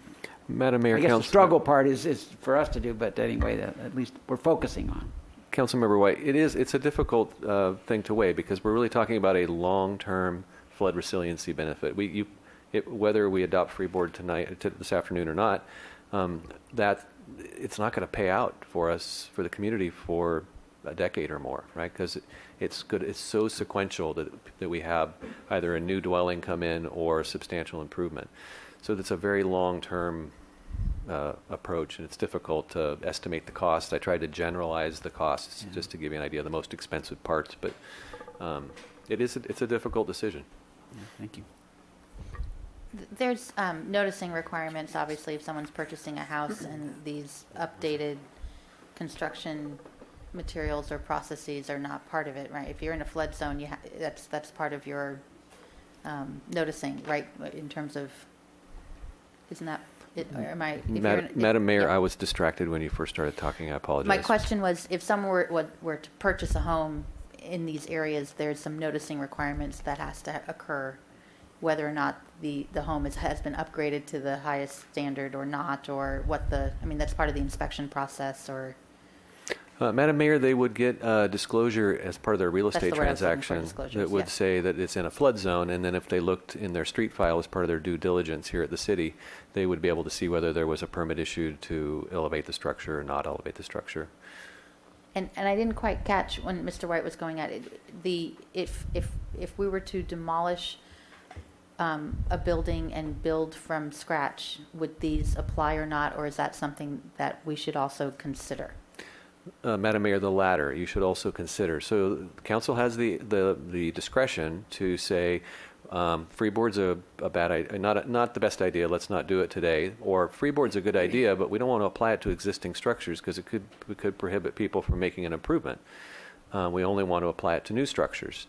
Or freeboard should be applied to all new 1 and 2 family buildings. So okay, it's your discretion. There's a floor or a foundation, I should say, of the mandated stuff we need to do. There is, if you're rebuilding or renovating a current structure, the question is, should these other items be optional or mandated? However, if we're looking at a brand new structure, then we could also say then these items need to be up to the highest code, which seems like that would be typical we would do anyway with building codes, right? And if you're going to build a new building, do it in the standard that's the best standard that we have. So to me, there's a distinction there that's important, as opposed to, I think, what Mr. Hotchkiss was saying. If I wanted to renovate my house and add to it or something, and all of a sudden my $100,000 budget goes to $150 or $200, I just might not do it at all, which would actually degrade the property altogether and not have any upgrades at all. So if that's an option, that seems to be, and we can certainly encourage and put out information about the options when someone wants to come into the planning department and say, I want to upgrade my house and I'm in a flood zone, what are my options, right? That would be part of the process, that they would know what those options are. Madam Mayor, they don't get that directly from us. They have to ask for it, and my experience has been when people come in, they're very focused on their project and what they want to do. And so Curtis, if Curtis he'll do the plan check, flood plan check on every building permit that comes in a flood zone, and he will advise them in the plan check corrections if that's something that you'd like us to do. But I don't think we're doing that now. Couldn't that be information that's handily given and not have to wait to be asked? If you don't know to even ask the question, you're not going to get the information, right? But if I'm in the flood zone, I want to renovate my house, I'm going in, I'm asking general questions, here's the rules, here's what the ordinance are, you're going to have to do these certain things, and here's some optional things that you may want to consider. Yes, they may cost more, but it will elevate the possibility of not flooding in an event, right? I mean, we can do that, yes, Madam Mayor. Okay, well that. And then if it's a new facility or building altogether, then you bring it up to its current standard. Okay. Mr. Dominguez, you haven't said anything yet. I had a couple questions. I wanted to get a little more clarification on this term freeboard. And attachment 2 FEMA shows a house, says house elevated above the BFE with 1 foot of freeboard. So what does it mean by freeboard? That's the foot above the base floodplain elevation? Yes. So if someone's property is much lower, they're going to have to elevate their house much higher than someone who's right at a couple inches below? That's correct. Okay. The number you threw out, the 2,800, that's how many people were made aware of that hearing? Is that how many people live in the affected area? Madam Mayor, Councilmember Dominguez, we have about 3,300 parcels that are in the 100-year flood zone, but some of them are owned by the same person. So we had about 2,800 separate entities that owned parcels. So that's how we did the mail out to the 2,800. So 3,300, that's less than 10% of our city's parcels, or what are we at in terms of parcels? Yeah, it's 25,000. Yeah, 25,000 parcels. So a little more. Okay, that's the only questions I have, but just in general, I would agree we should probably require this for new construction and maybe the venting for people who are doing reconstruction. Mr. Ross? Thank you, Madam Mayor. Well, one thing we brought up during ordinance committee, that the examples we used in the recent storms and the floods that we had were actually failures of man-made structures. And of course, we just cut the ribbon today on a brand new flood control project of that bridge. The Weir Gate at Laguna and the occluded Laguna Channel are prime for problems. We had the culverts underneath the 101 that failed after Caltrans didn't get those cleared in time. And our own bridges that had pumps below, and I think there are Caltrans issues as well. So that's why I found it ironic to go back to the individual homeowner and say, by the way, you need to raise your house up, because I was thinking maybe we should get our house in order first, which, Madam Mayor, cut the ribbon today, you got your house in order, at least on that bridge. So, but it sounds like we're leaning towards, on the council, what I agree is the way to go, which is information with mandatory, with options for people. I was really concerned about the trigger as far as, number one, who determines the depreciated value of a structure? And then, because, for example, if you had income properties, rental properties in those zones, and they had dilapidated kitchens, bathrooms, or whatever, but they were older structures, but they were rental properties. You thought it's time to upgrade those kitchen and bathrooms, but now all of a sudden it's going to create this other new expense, which, like as Mr. White said, six-figure idea.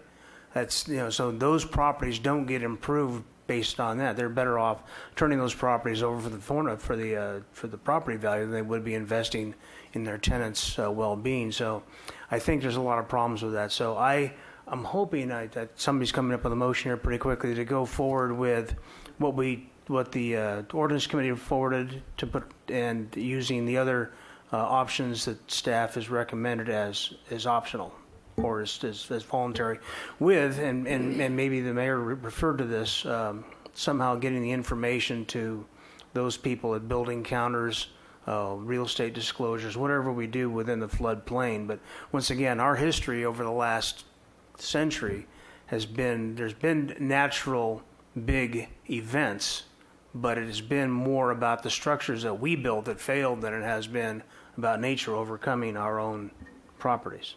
So I'll leave that to you. Is this ordinance item C the mandate, just the basic mandated part that's required by FEMA? And then if we wanted to make any changes, do we need an additional ordinance, or do we need to change the ordinance here on item C? How do we, what's the process here? Madam Mayor, the way that the council agenda report and the ordinance were written was to propose just the minimum requirements to meet FEMA and Department of Water Resources requirements. If you wanted to make any of the additional recommended changes, then we would either amend this ordinance, or you could easily amend this ordinance to address the flood vent locations. That is literally the change of the word "in" to provide in the opposite sides of. That's a very simple change. Beyond that, I would recommend that you would, if you wanted to adopt any of the other changes, we would go back and reintroduce a new So item. new construction, for example, is mandated. That would require you to come back with an updated ordinance, I would think. Is that? Yes. And I do want the council to understand that the freeboard is on top of. There may be situations where an existing structure does need to be raised, even to meet the current standards, the FEMA standards. The freeboard is an additional assurance that would be an add-on beyond the FEMA requirements. Okay, thank you. Mr. Hart? Yeah, I appreciate the discussion. I think it's clarified things a lot. One thing that I think is not clear in the staff presentation that probably needs to be better explained is the cost differential in the calculation of when you get ahead in the math. You know, if you're talking about $800 a year in savings in the premium difference between having the free board and not having the free board, and you are comparing that to $2,600 cost, then in 4 years it makes sense. But if the number is $26,000 or $100,000, it doesn't ever make sense to do this. And so that is fundamentally, I think the choice for us is to require that of somebody is a big burden. And I think there is a much bigger conversation about resiliency from flood events that would require a lot more public engagement than just this to really be effective and to get people to think about these things in a different way. I think somebody who's coming to the counter already knows what they want to do. That's what you were, I think, intimating, is that people aren't coming to the counter and saying, what should I do? They're coming to say, I want to do this. What is the quickest, easiest path to achieve that?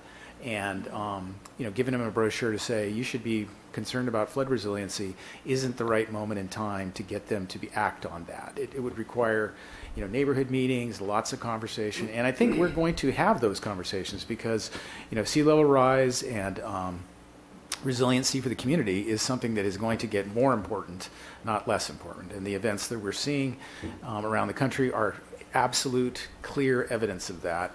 But I don't think you're going to get the average Santa Barbaran in coming off a drought to be aware of that and engage that the way we need to. So I think you're on the right track. I appreciate you bringing this information forward, thinking ahead, thinking about trying to engage people and get them to help them make the right choices and make incentives to make the right choices. But I don't think this is the moment in time right now for me. I think that we should just do the FEMA minimums, and then I think we should have staff bring back a bigger conversation about how we would roll this out and how we'd really get more engagement and more dialogue with homeowners. Because just in knocking on doors in my district in the flood zone neighborhoods, folks are wanting to argue about the maps. That's the starting point of the conversation, is that don't change the map on me because that makes me pay for flood insurance. And I've tried to explain the map is your protection to get flood insurance, to not have an event, and that is just lost on people. So I don't know that this would be received right. Okay. Mr. White? Thank you, Madam Mayor. That's one area, Mr. Anyway, that this conversation started heading, and that is the map. And that, as I recall from Planning Commission days, there's flood hazard, and maybe we could even get that, just pop that map back up on the screen. It's kind of an innocuous little map. There you go. Oh, we sorry. were there. I'm trying to get there. There we go. There it is. And so over there in the city of Santa Barbara, we have a little bit of green down there at the bottom, and then there's that sort of yellow. And I suppose, and the yellow is something else, right? It's a lesser hazard area. Is that right? So all the colored areas that are not tan, are not roadways, are flood zones. Okay. Well, there's a teal and there's a light green. What's so the light green? This light green is 100-year flood zone. It's a different type of 100-year flood zone than, say, this or this 100-year flood zone. So, and what I was remembering was the conversations that were happening around when Cottage Hospital, maybe the cancer center, was going through its development process. And all of that area up in there is, that's Oak Park, is that there's a whole bunch of pretty serious flood hazard up there. And that also, who was it? Mr. Hotchkiss was making the comments about a lot of this is people generated or people caused. This is a city that was developed a long time ago, and there were not flood control engineers around when it was being developed in the late 19th century kind of thing. So we have these, and we also, Mr. DeMoore was the one who pointed out to me, it was about a year ago, that the last time the city did a drainage plan was 1956. So, and of course, since then, there's been an awful lot of development. There's been an awful lot of change in drainage. for this area, to say nothing of climate change issues as well. So there's a lot that the city has to do on the public works scale, which can improve safety and change the flood maps. We can have areas that can become safer, and in particular, again, there were comments made by colleagues about 101 is the Great Barrier with inadequate drainage through it. We've managed to get a few bits through, although then we have the railroad to deal with, which has inadequate drainage as well. So it stops, the backup occurs there. So we have a lot of public works opportunities and needs to improve a flood hazard. And again, I'm thinking about that I know it just was a head scratcher to me to think flood hazard up by the Cottage Hospital. Of course, there is Mission Creek there. But and that all these folks who think they bought their house in an area where there's trees and streets and everything, okay, I'm good. And then somebody says, no, this is an old building. It's been depreciated to nothing. Now you must raise the freeboard by a foot for $100,000 after you've just mortgaged yourself up to the eyeballs in order to get in to begin with. So I definitely am heading, obviously, in the direction of voluntary, although that flood vent piece sounds like a little one, that if that's on a scale, if that's 1 on the scale of 100 of cost, does that warrant some consideration? That is sticking with me still as a possibility, unless there's something hidden in it that makes it an enormous cost. Mr. Casey? As well. Yeah, Madam Mayor and council members, and I'll have Mr. Stuffler follow up. Just want to clarify, I believe the existing rules require reconstruction and remodels to, when they meet a certain threshold, to come up the base flood elevation as it is. So the numbers that Mr. Stuffler was showing earlier about the freeboard for the additional foot is, you're already doing all that expensive work that you highlight to get it up to the base flood elevation. The freeboard just means raising it 1 extra foot, 12 more inches. Do I have that correct? Yes, thank you, Mr. Casey. So just to be clear, because I know we make a presentation to council, you make a decision, and this goes into effect, and 2 months later, someone's calling you saying, "I thought you told them not to make me raise my house when I do a kitchen remodel." So if someone has a home their finished floor is below the base flood elevation now, and they trip the substantial improvement criteria, which is mandatory in the FEMA ordinance, we can't change that, they will have to raise their house to the base flood elevation. So they're still raising it. It's just, will they pay $2,600 more to raise it an extra foot? Because they're going to have to pay the electrical, the plumbing, the mechanic, all that.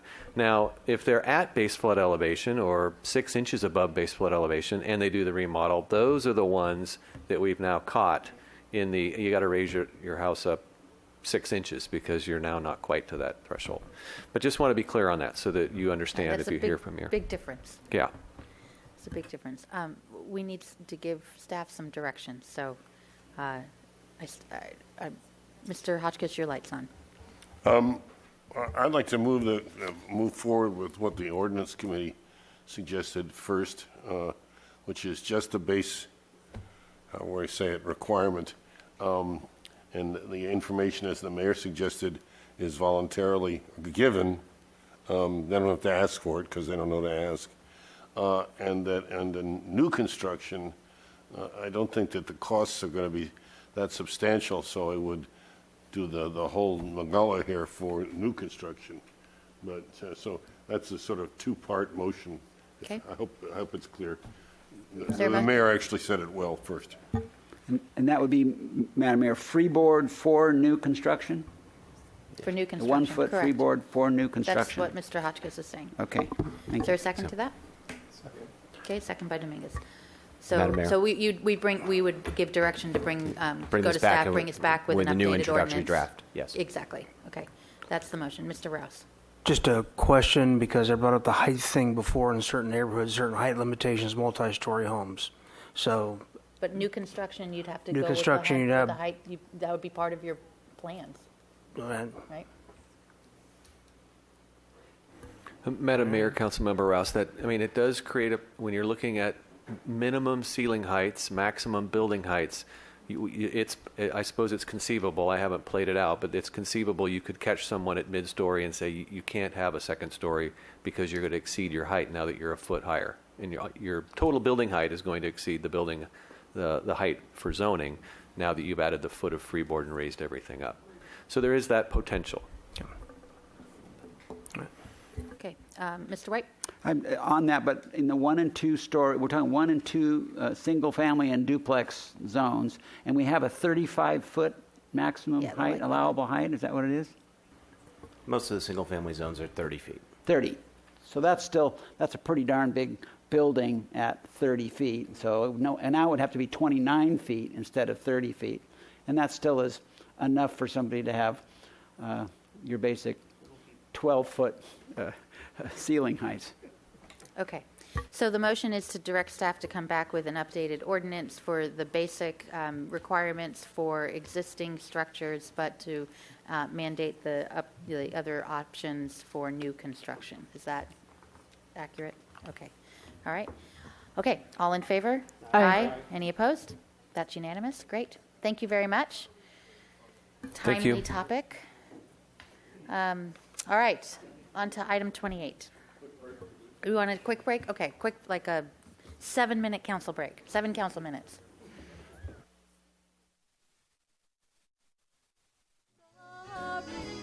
Why have a falling out just when we're falling in love?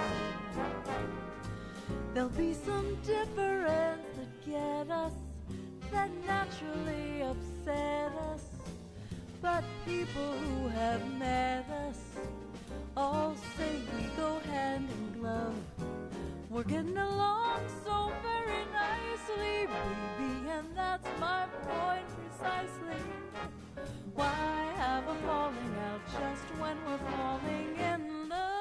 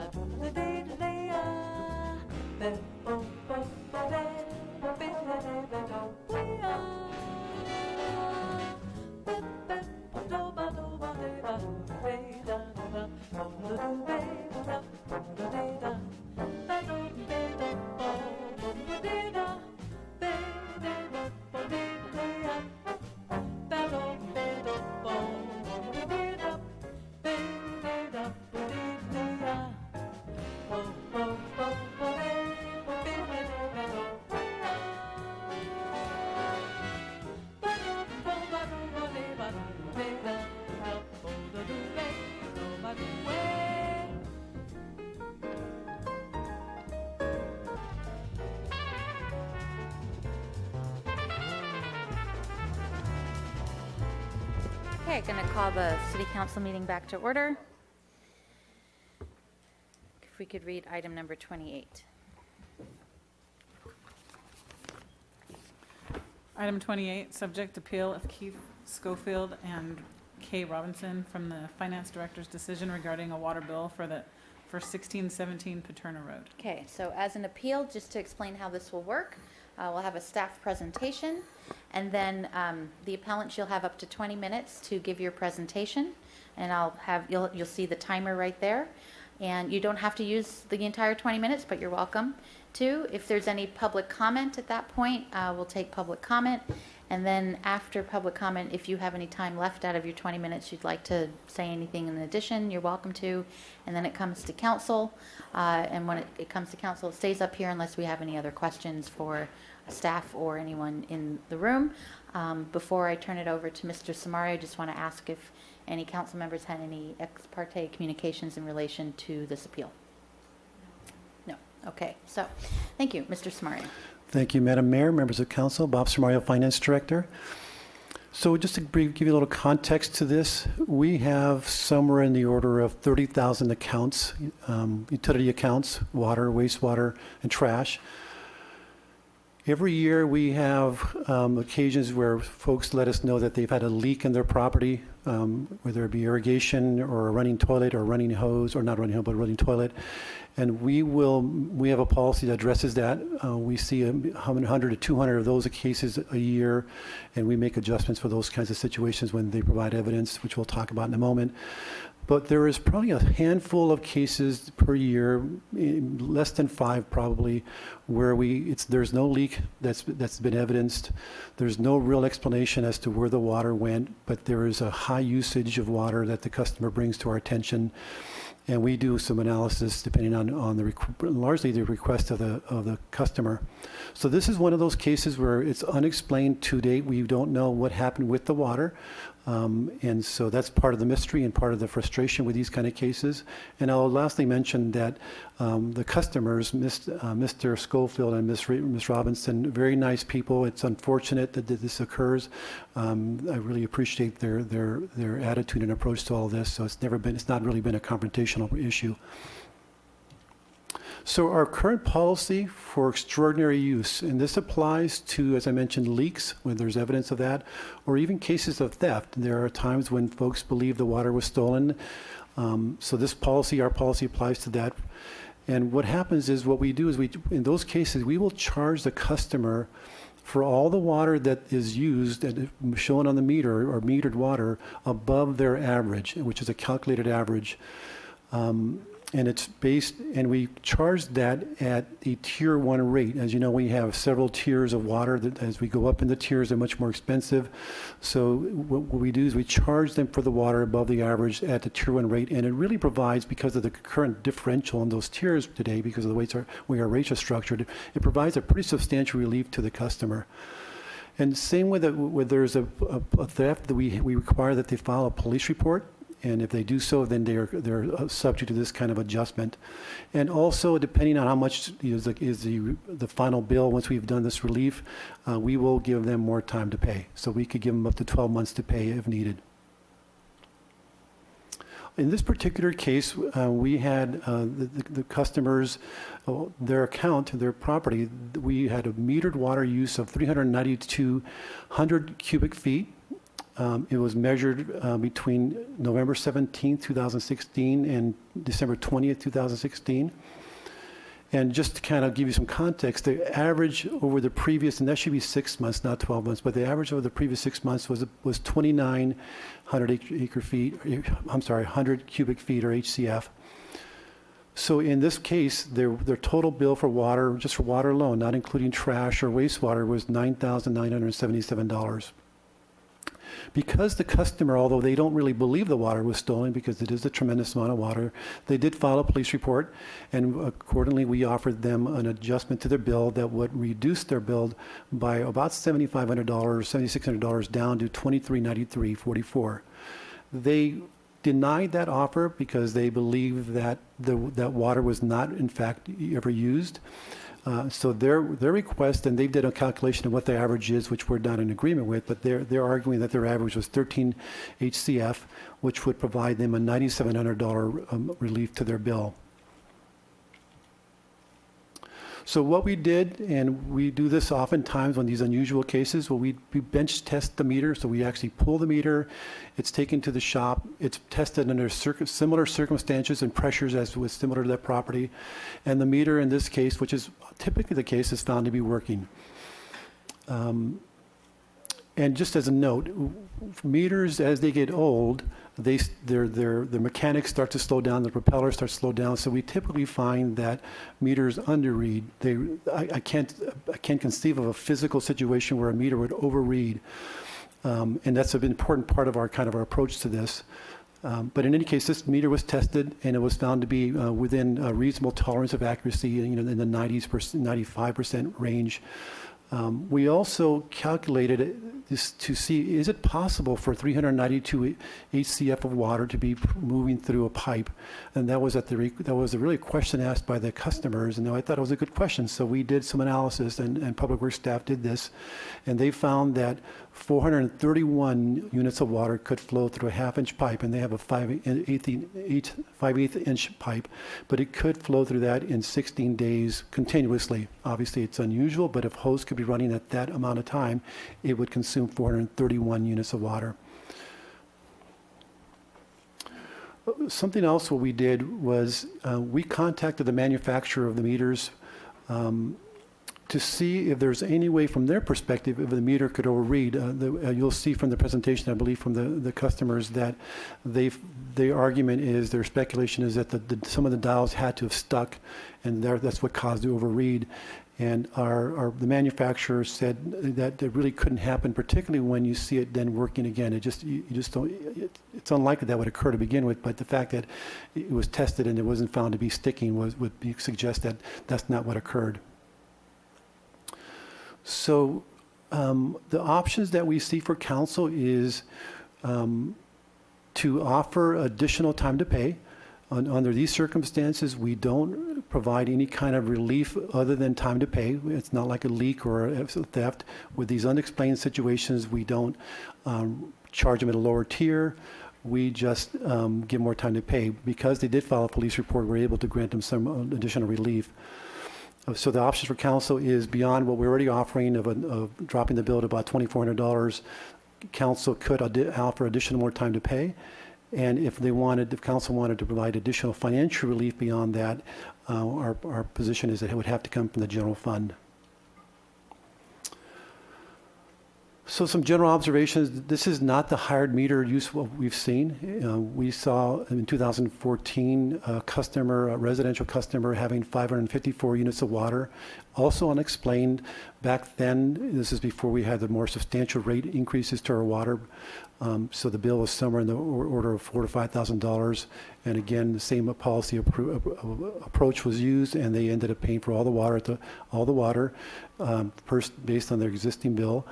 We gave them time to pay, obviously. In the Robinsons case, we did note, by the way, that they did use 263 units of water over 2 billing cycles in 2014. And I mentioned 2 cycles because we don't know whether, they could have used 263 units over a shorter period of time. They could have, in this case, even though we have two billing cycles, where we had a high usage could have occurred over just a few days within that, but still indicating that there is some history of high usage. In 2013, they used 216 units of water over 2 billing cycles, and in 2012, 228. They do have a large lot. It's above APS. If you were to look at the bowl from Milpas, you can just go straight up, and that's where the property would lie. They have averaged 29 units of water over the last year. Again, we see a handful of these, not many each year. They are difficult. Once in a while, the mystery is solved where the customer comes back and say, you know what, a few months later I discovered that underneath the ground irrigation system there was a leak, and that's really what happened. But most of the time it's never solved. Once we conclude our analysis, which we did in this case, we have to assume that the water was used, that it flowed through the meter, whether it's a running hose or something else. Because we can't presume to solve every mystery. We have to kind of do the testing and then to get pretty good assurance that the meter is working and that the water did flow through that. And once we establish that, then we kind of proceed with our policies. So that concludes my presentation. Any questions? Ms. Murillo? Thank you, Madam Mayor. Thank you, Mr. Samario, for your report. So I'm looking at your June 19th letter. And in that letter, you had said there was no break from the 9,000, the high figure. Now we're looking at offering them to the folks to pay 2,000 something. So what changed in between that time? So again, we made that offer to them because they did file a police report, but they did not accept that offer. So what they're looking for is really to pay a bill of about $263 or $68 versus $2,400. So we offered that to them, but they just didn't accept that. They wanted much more relief than that. So nothing's really changed, at least from my perspective. Thank you. Thank you, Madam Mayor. Okay. Any other questions? Okay. So I have 20 minutes up here at the podium for you, and microphone's on. And the floor is yours. Good afternoon. You'd make a very good lawyer. It's very persuasive, except there's things missing out of that, significant things missing. Right. I They can't hear you. Yes. Sure, you just speak into the First mic. of all, thank you, Madam Mayor and council members, for hearing this. We're not here really just to bicker about this bill. To me, this is a matter of principle. We did not get this water, and I'll tell you about the story. Now, this was before this was last November. For us on the hill there, it was a very quiet period. We lived in the house for the month. The garden was bone dry before the rain, and we were economizing in water like a good citizen. And then the phone rings one day, and they say they've read the meter, and we have a bill for $10,000. Now, I said, that can't be. Well, you know, I said, you know, and they said then that they had checked the meter. They, in fact, read the meter on the 20th, and they noticed it was a big number. We're not talking about a large amount of water. We're talking about an astronomical amount of water. And they'd come out the next day because they assumed, like anybody, you've got a break. But they found the meter was okay. And 2 days after that, that's when they phoned us and said, get ready for a large bill. And I said, it can't possibly be. It has to be the meter. Now, it went into limbo for a while. I don't think we did much. We may have talked to a lawyer, and we may. I don't know. I don't think we saw Mr. Samario.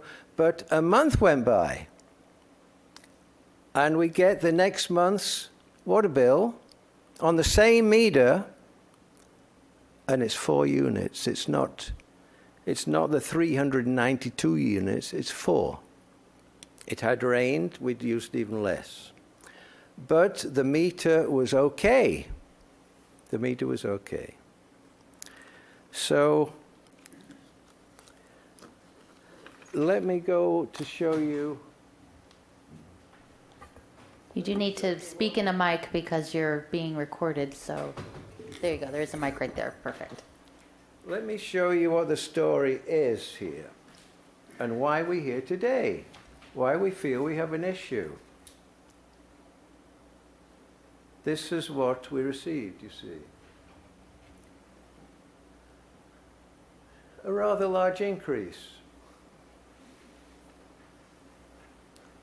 10,000 gallons a day, averaged over 33 days, 24 hours a day. 10,000 gallons a day. 400 gallons an hour, averaged over.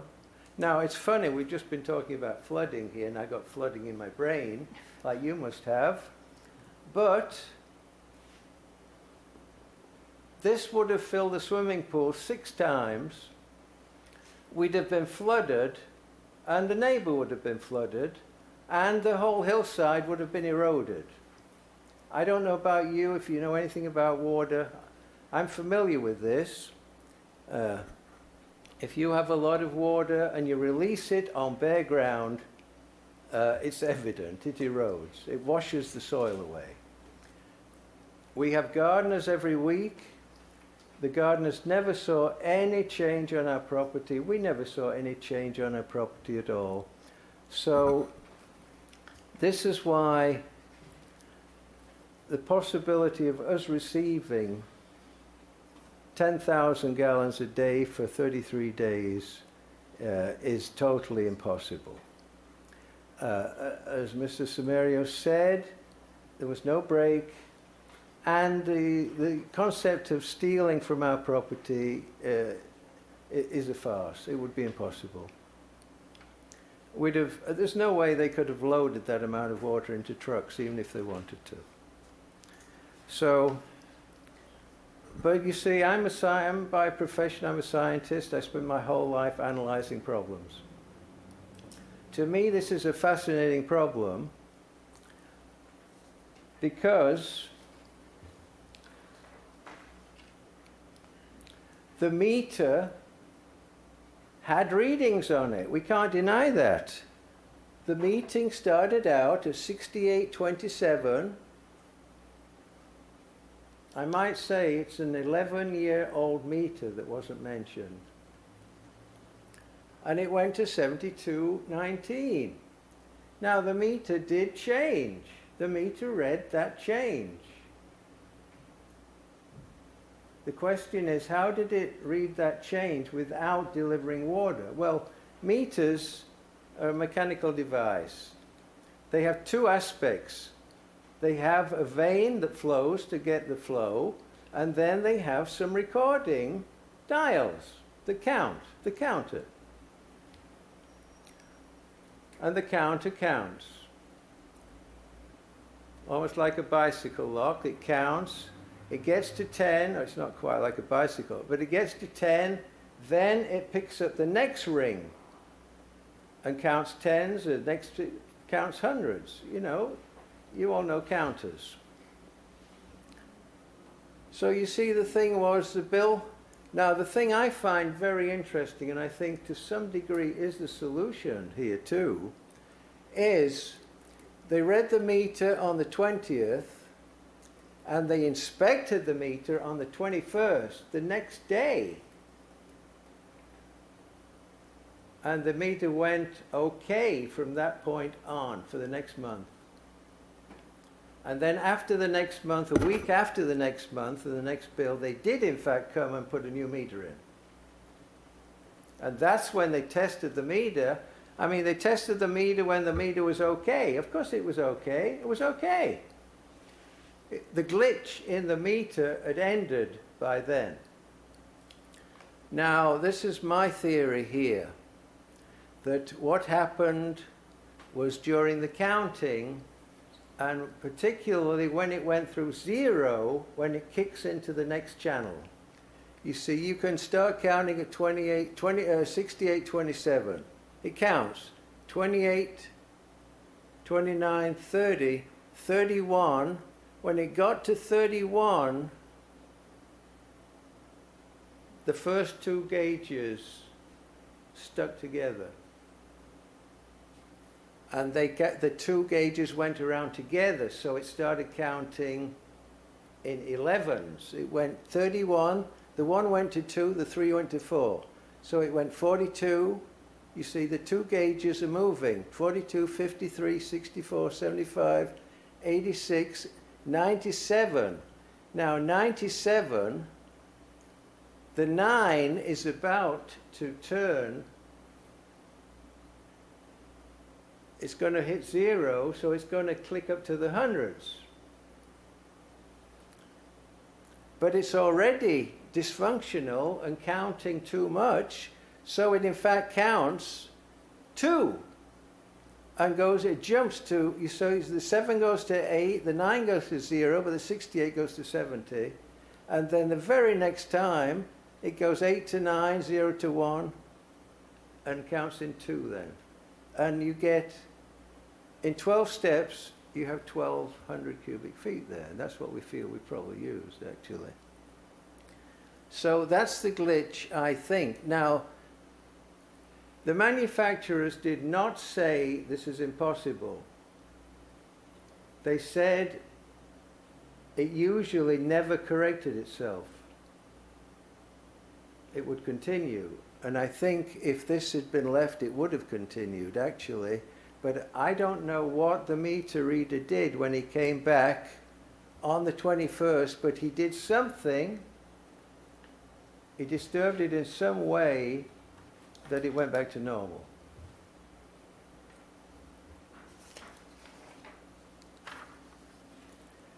So there's another aspect that also is very, very important.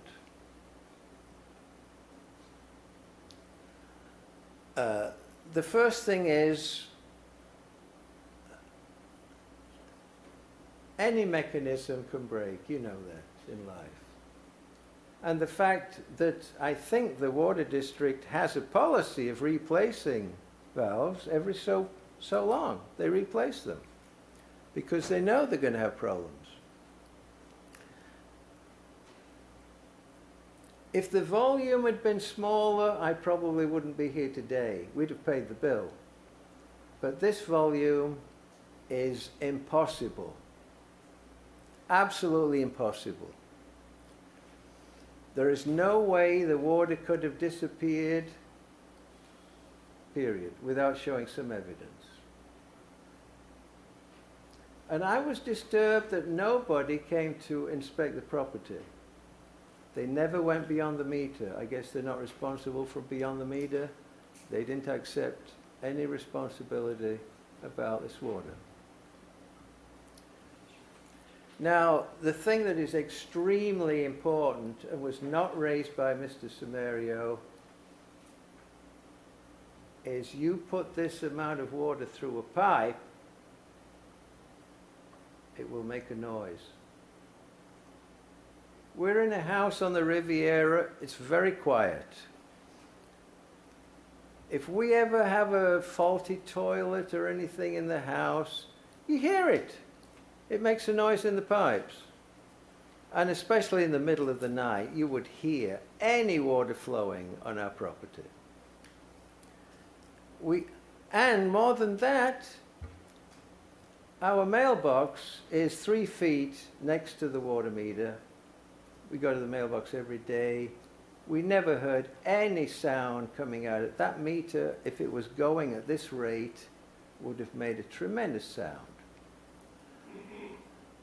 So, as I say here, I'm here today with my wife. We're on principle.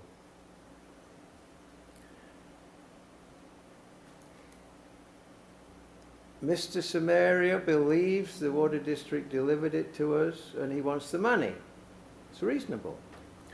We say, no, we never got the water, never got it. We're not paying for something we never got.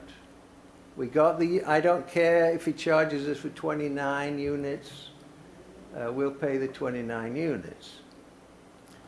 But we cannot pay for an acre foot of water. We can't pay for an acre foot of water. It's ridiculous. It's beyond belief. And I don't like this mindset. I'm afraid, I don't know if the city has this mindset that they feel they delivered this to us and they're entitled to it and it's on the books. And if they make a correction now, the city is lost. The city has lost something. The city hasn't lost it. It never, ever earned that revenue. And it's, as I say here, it's not regarded as a loss. It's a bookkeeping correction that the city has to make because they just did not deliver the water to us. That's my case. Just one more issue with one other. If you can go to the mic, just come to a mic, and you have about 6 minutes left. One other issue was a large amount of water in the past, and that was when we put a pool in, and we had to fill the pool and do the cement thing. Oh, that was accounted for. That answered that question. It was a brand new pool. That's why it was a large bill that month. Okay. Yes. Thank you. All right, so you have 5 minutes and 54 seconds. I know I have a lot of questions going through my head, so, right, 5 minutes, 54 seconds.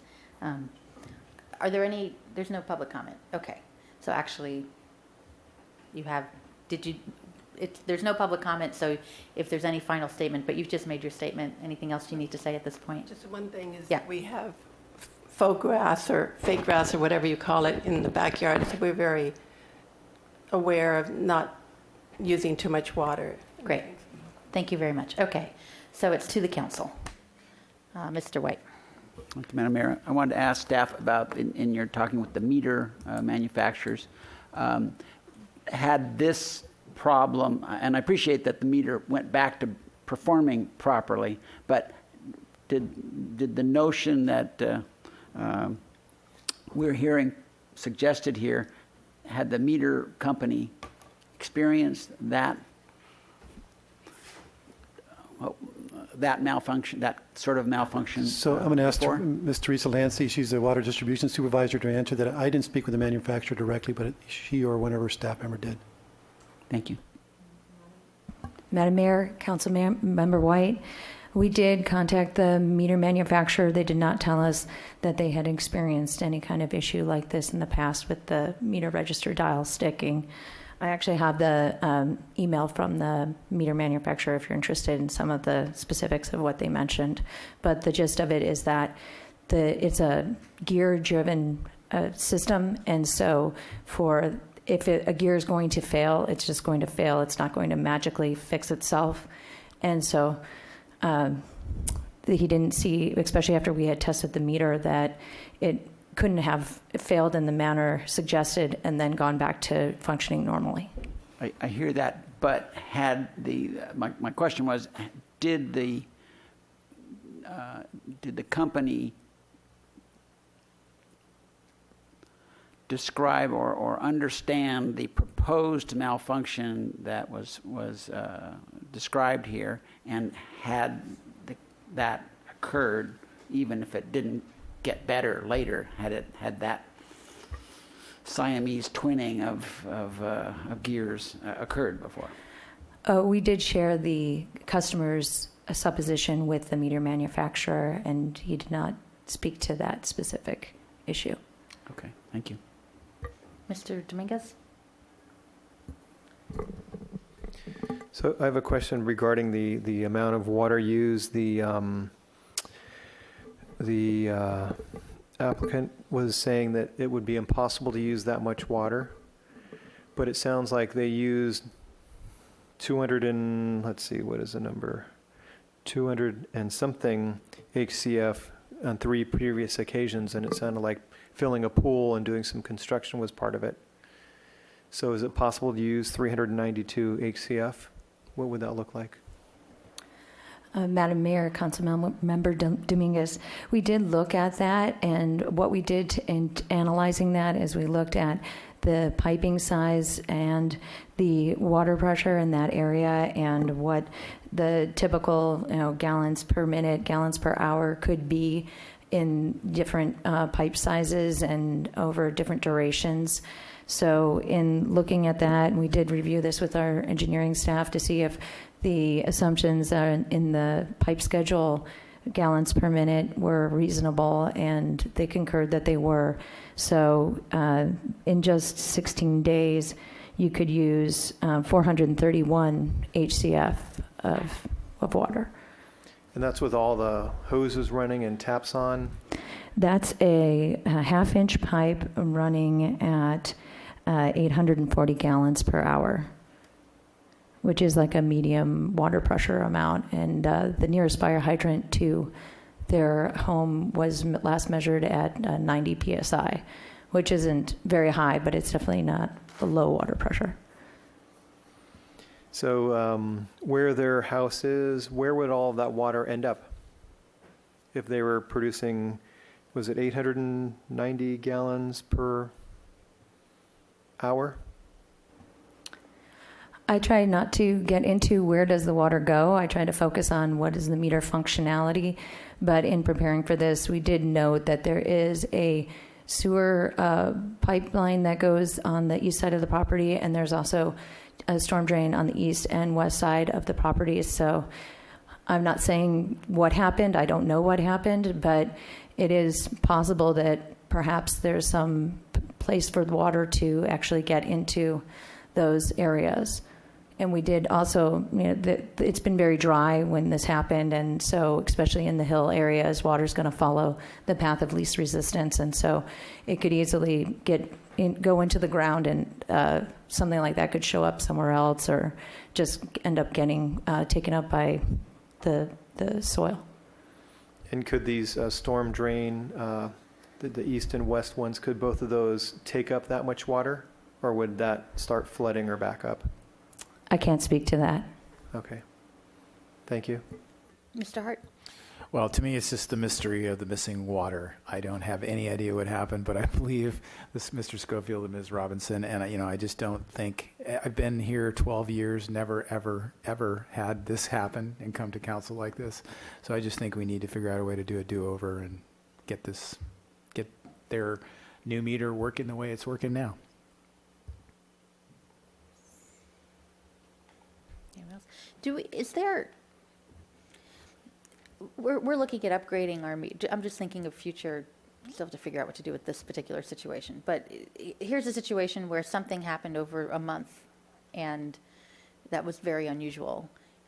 Beyond looking at the meter, is there another way to find out if something seems completely out of the ordinary, either through pumping station, especially up in the hillside areas, if there was, additional activity happening in certain areas in terms of water getting?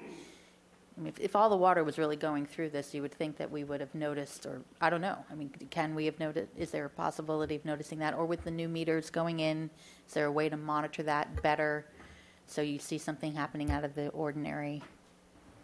Madam Mayor, with the new meters that we're putting in, they don't have the ability to tell us what the water use is over time. We would have to add additional functionality in order to have that.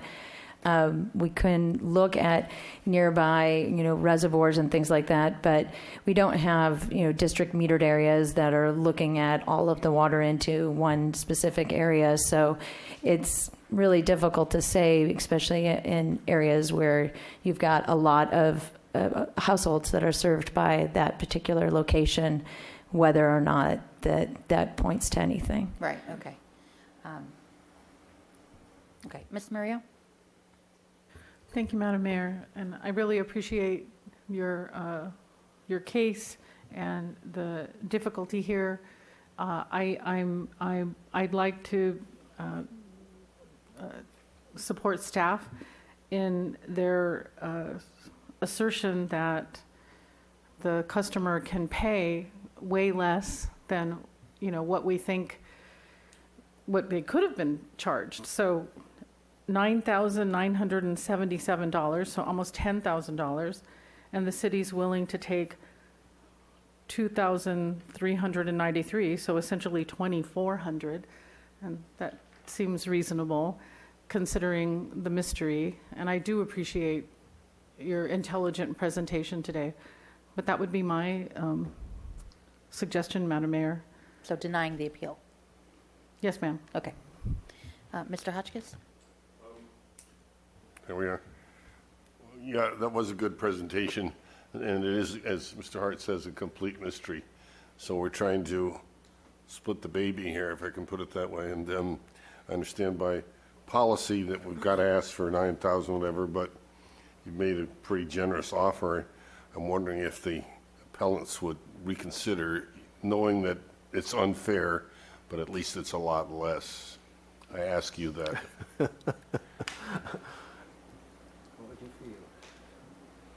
Are there any other choices? I couldn't hear you, sorry. Are there any other choices, what they asked? Well, You talked about splitting the baby. yeah. That's the choice that we've sort of come up with. It's a terrible term, I realize, but that's the choice that we've come up here with, and it's not perfect on either side, but I'm wondering if that would be acceptable to you. Madam Mayor? Am I allowed to ask that? Well, just to clarify, that is currently what we propose. We proposed, under the current policy is, since they file a police report, the bill would be $2,400. Right. That's what we're asking to pay. We're not asking to pay anywhere near $10,000. So I'm just trying to get you to, if you could step up to the table. Yeah, well, Even though it's wrong, it is a mystery. It's Yes, a it is. mystery. But the point is, everything I hear, like the water can run down the creek or something, the water can go somewhere. Okay. But why did it then go back to normal? I mean, we didn't have a great party that month or anything. I mean, you saw this. Look. And this is January of this year. And in fact, this year, it's minuscule. I can show you this for 10 years. It's of this level for the last 11 years. That's one thing the Water District gave us, the last 11 years of bills. And they were all below 50. Except when we renovated the house, put in a new swimming pool, we had to fill the pool. That's a big pool. And it was a big thing. But you know, we have a sound system. We didn't use the water, and we would have heard the water if it had been running. You know, we all have leaky toilets occasionally, you know that. And you know it's a waste of water, and you hate that. But you suddenly, you don't wait till you get the water bill. I understand. I'm just saying that the way I look at it right now is, even though you're not comfortable with it, that we would have to deny the appeal. Yes. Okay, Mr. Hart, I'll make a motion to uphold the appeal. is there a second? I'll second that. I'm going back and forth that something happened, and the only thing that's different is that there's a wacky month, and we don't even know what it is. But we'll probably lose that vote. But I don't know. I get where everyone's coming from, and first off, I think Mr. Samario and the staff did exactly what they needed to do in their process. They couldn't have. This is why you have appeals come up to council. Exactly. There's no way he could have just said forget about it. It needed to come here, and the other thing for me that we just don't know the answer to, it's just part of the mystery, and it was the right thing to do, was to replace the meter. Had we not replaced the meter, we would have known better if the meter was faulty over time, right? Didn't you say you replaced the meter soon after you tested it? Madam Mayor, we had to take the meter out in order to test it, Right. and when we spoke to them, letting them know about this increased usage, of course, whenever somebody has a high bill, they want to say that it's the meter's fault. So that's what we do in those cases. It's to us. You can sit down. It's to us right now. So, okay. Well, we'll see. We'll see what my colleague said. But Mr. Dominguez, who else? Anyone else? Okay. I mean, you know, it's the case of the missing water. Okay.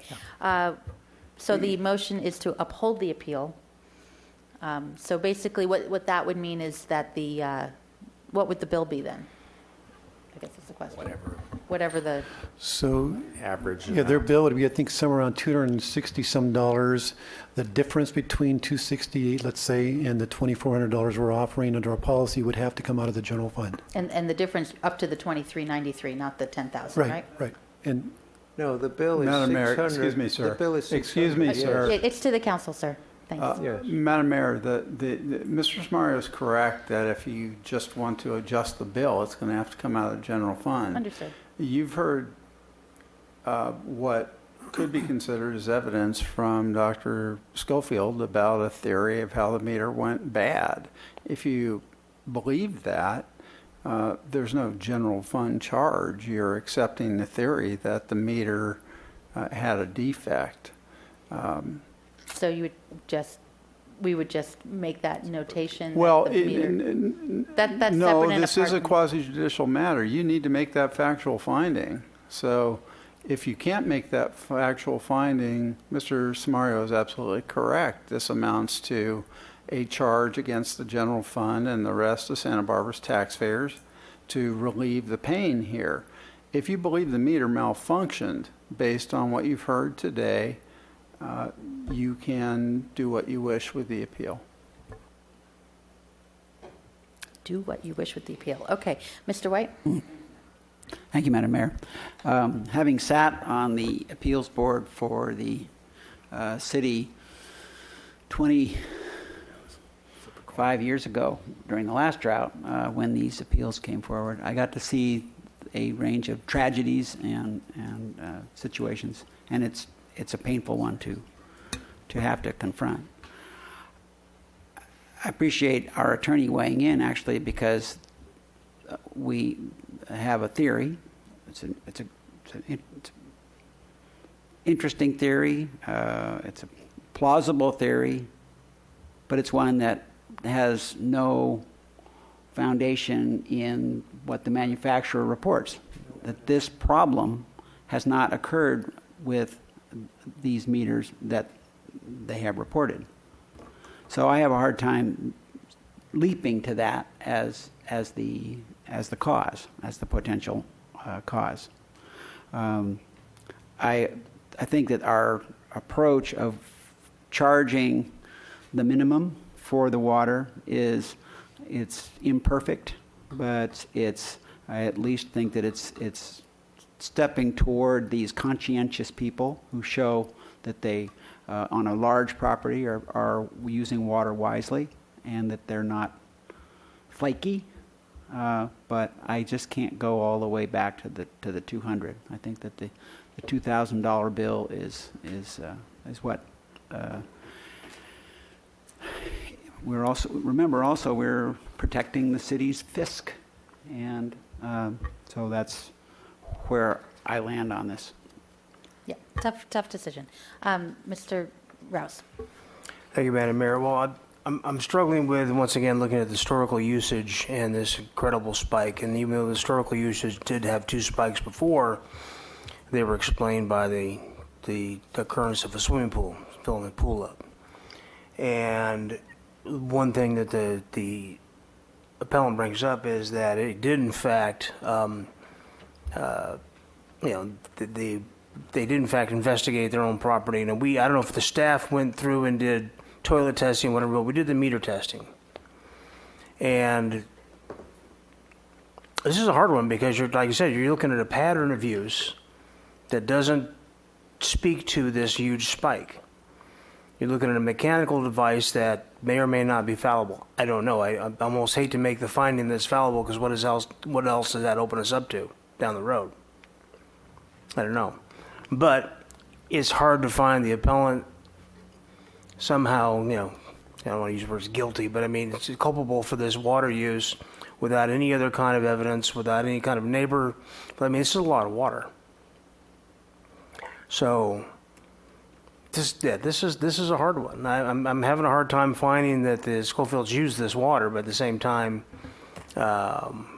we did bench test, we did our due diligence on a staff level, and we do have a very generous forgiveness program. But where did the water go? And I don't know how to respond to Mr. White. Well, if I may, here's at least an option that I have witnessed, and that is, I think this water could have ended up in the sewer. I don't think that much water ended up in the storm drain system. That's just somewhere that storm drain system, as we were just talking about earlier, is so incomplete that kind of water would have ended up daylighting somewhere. But if it's in the sewer system, it's not. And the one that I have experienced is the water softener. And a water softener can go at 5 gallons a minute and be stuck and just flow to the sewer. So that's at least one instance that this layman has experienced. And I appreciate that Dr. Schofield mentions that he would have heard it, and that's I appreciate the toilet leaking is an example of that, where everybody knows the sounds of their house, and whether that pipe could be hidden enough or away enough from earshot so that the water softener could absorb that water, that flow could occur. But that at least is a place where the water ends up invisible and in the sewer system, and not just causing disruption flowing down a hill. Okay. So all around, this is a tough one, and it's an unfortunate situation. But we are where we are. We have a motion on the table. I think we're going to have a mixed. Would you repeat the motion? The motion's to uphold the appeal. I didn't hear a finding to say that we think that absolutely the meter was culpable. We just don't know. It's a mystery. We just don't know. No, I think Mr. Kalan gave us either option, which if we can make the finding, yes. If we can't make the finding, no. But that just determines what happens with the amount of money. So I didn't hear council members say it was the meter's fault and I can make the finding for that. I think it's a mystery, which would mean the general fund would be charged about $2,000 somehow for this, right? That would. Or, I think it has to be the general fund, right? You can't have the Right. water fund due to rate. If you don't support the theory that the meter was faulty Right. and want to provide additional relief, it would have to come to the general fund. Right, so that's the motion. Okay, we know what the motion is? All right, roll call, please. Councilmember Hotchkiss? No. Councilmember White? No. Mayor Pro Tem Dominguez? No. Councilmember Rouse? Aye. Councilmember Hart? Aye. Councilmember Murillo? No. Mayor Schneider? Aye, so that fails 4-3. So do you want any motion to deny the appeal then? Motion to deny the appeal? Is there a second? Second. Okay. All right, do you want a roll call, or do we? Well, why don't we have a roll call then? Councilmember Hotchkiss? Yes. Councilmember White? Mayor Pro Tem Dominguez? Councilmember Rouse? Councilmember Hart? Councilmember Murillo? Aye. Mayor Schneider? No, so that passes 4-3 with Schneider, Rouse, and Hart opposed. So thank you for giving a valiant argument for this. I appreciate your process and approach, and thank you to staff. I know it's a tough decision. So, okay.